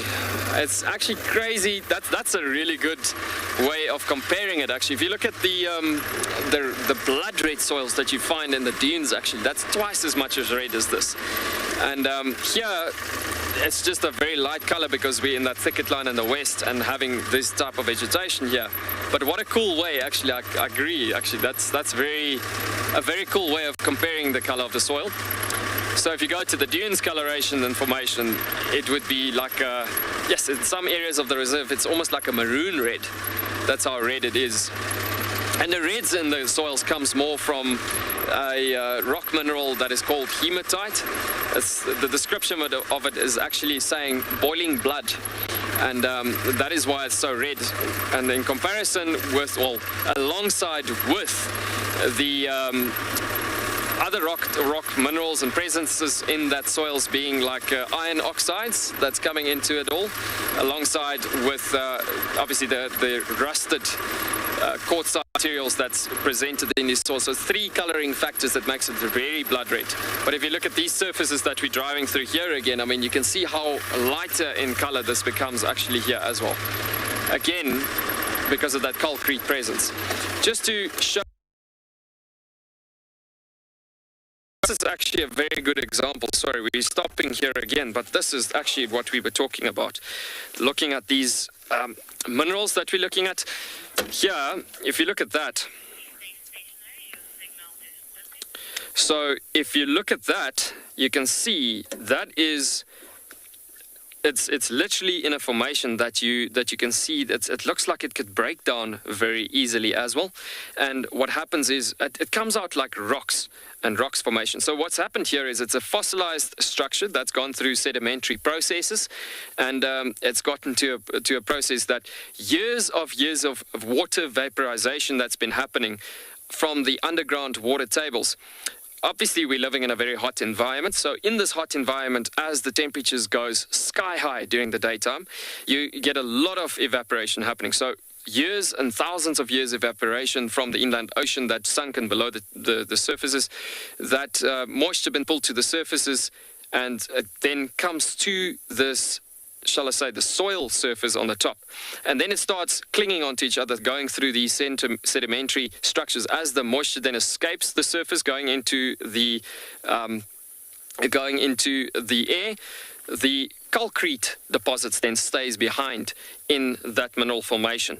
So then you get to that point that it will compact together and form these whitish rocks. And this is actually what I picked up.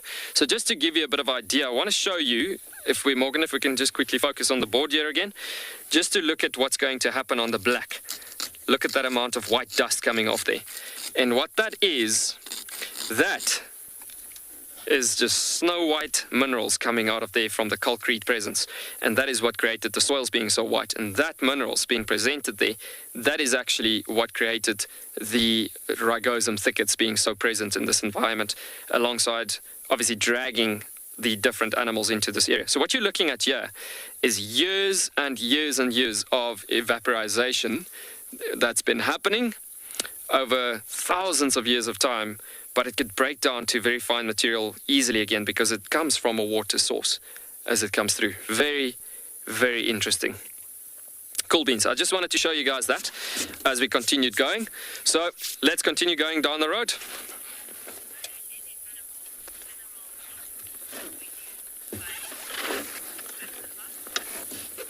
Morgan, did you hear that question? Okay, so Christopher, you're asking, were there any mineral rocks used by Bushmen? You know what, the Bushmen made use of a lot of plant material in this environment, thinking about dune plants like the soap bush, and talking about some of the fruits that we looked at on the screen over the last few days and so on. But looking at the rocks itself, they sharpened. So they sharpened the tools actually quite a bit on the on some of the rock materials, basically on the certain sections closer to the mountains and so where the engravings were out and about that. But yeah, let's continue down the road a bit. So as I was saying, some of the rock materials, like we found some places in the mountains actually where it's quite nicely displayed, where we could see where the tools have been sharpened in certain areas and so on. And so as it's been coming through in a certain region, to tell the story of the environment.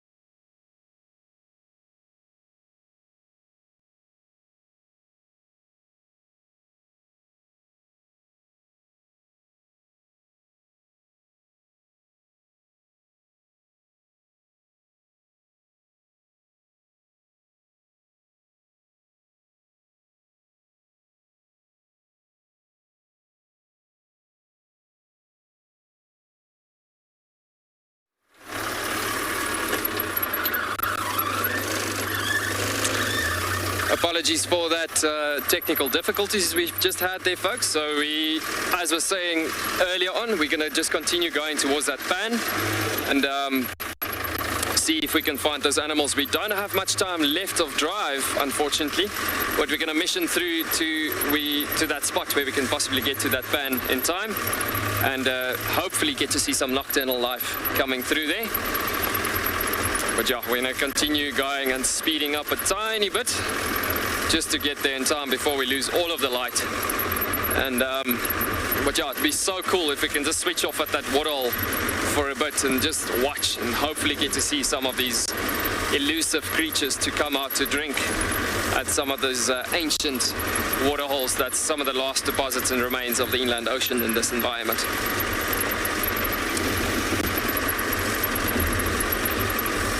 What's so amazing about Tswalu is driving from these different soil types into different areas. Anna, you're asking if there's a possibility of seeing bush babies on Tswalu at night. The climate and the environment and the food resources, those three factors, it's not the right, all of that is not adequate for bush babies. So in this environment, so you won't really find bush babies in the Kalahari that I have ever seen or heard about. So yeah, bush babies mostly in Kruger Park in those areas and so on. But you're looking at the bigger picture here. Closest thing to a bush baby is actually not a bush baby, it's a bird, but got a similar type of ways of talking about the name being a nighttime type of creature, is actually a nightjar. And the nightjars you find out here being the rufous cheek nightjar. And so those guys would be a possibility of seeing them out and about, being obviously a bird. being very different than mammalian life, but yeah. Driving past another dried up pan that we're just looping around here.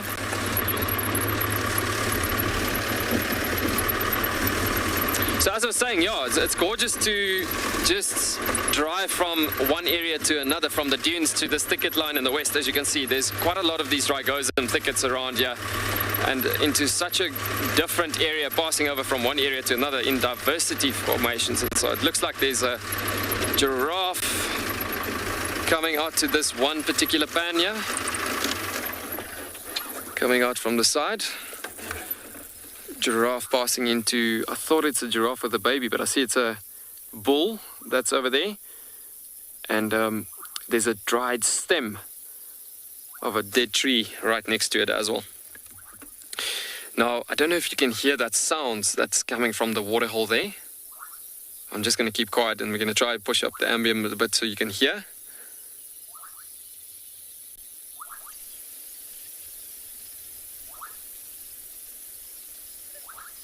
So those sounds that's coming out and about there, that is bubbling casinas, being a frog. And so those guys are calling in what you, well, they're calling in a certain formation that you call satellite behavior. And satellite behavior is where all these frogs are calling at once at the same time, and they generally at this pan where there's a lot of reeds and so on. They try to climb to the top ends and the highest points of these reeds, try to call from those positions, as the voices could be broadcasted to a much further destination as opposed to some others.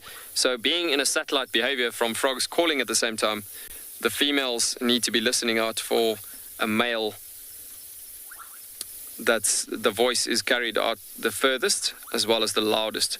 Then you get frogs having timeshare calling, like your typical painted reed frogs and things like that, where they call, like the one will make a whistle, like, and the other one goes, and the other one goes, and so it's constantly just giving each other a chance to, if I can put it this way, lay their own eggs in that formation, putting their voice out there. Gorgeous to see that giraffe standing in that view, a couple of shepherd's trees along with the ragozum thickets around there. If Morgan can just show us this pan here, it's beautiful seeing this pan where these frogs are calling from. And there are water resource in this formation here. You can see the reeds in the center section of one of these pans out here. And you can hear those frogs calling constantly.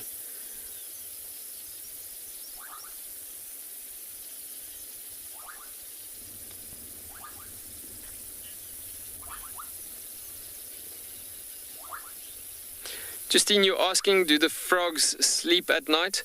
You actually get frogs being quite active during this time, being at crepuscular times, dawn and dusk.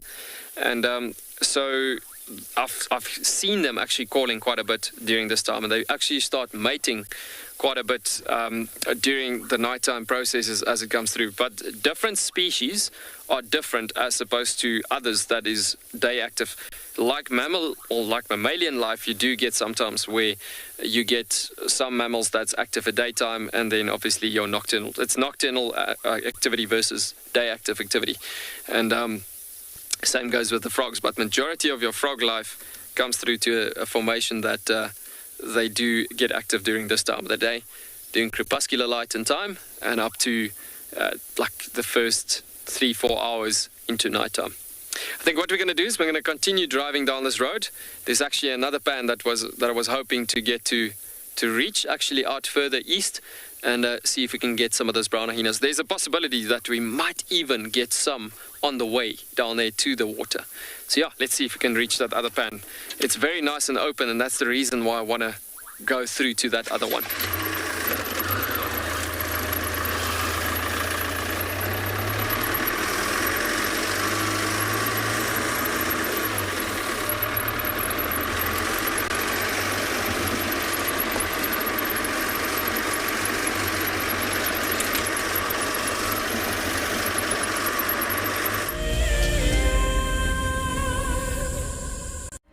Do you dream of traveling to a far-flung wilderness location where life continues as normal?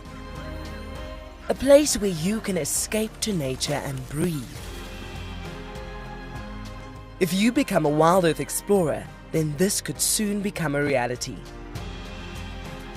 Subscribe today and stand a chance to win regular travel prizes. WildEarth Explorers, it's in your nature. We get asked quite regularly what are the differences between African and Asian elephants. We caught up with Haresh, who's from Leopard Trails, which is based in Sri Lanka. Of course, size and weight is the first thing you notice. The African elephant is much bigger than the Asian elephant. Tusks in the Asian elephant, it's a very small percentage of male elephants only who have tusks. I was told that there's a theory that the African elephant's ear is in the shape of Africa. The Asian elephant has a much smaller ear. The elephant represents the bush and the jungle in Sri Lanka in a quintessential manner, and I think it's very important that we do whatever we can to protect them. Hi, my name is Tristan Dix, and I am a guide here at Djuma Private Game Reserve for WildEarth. We love connecting you to the African bush, and we always look forward to all of your questions. If you want to ask a question on WildEarth, you'll need to register on the website. Once registered, go to our live safari page and submit a question below the live feed. Catch up with me on WildEarth. The croc is still holding another one there. It's holding from the hindquarters. I would really want. The wildebeest cross is trying. The croc is holding the tail. It's holding tight. Oh no. Goodness me. Lucky wildebeest. You have another day to live. Expect the unexpected here on WildEarth daily.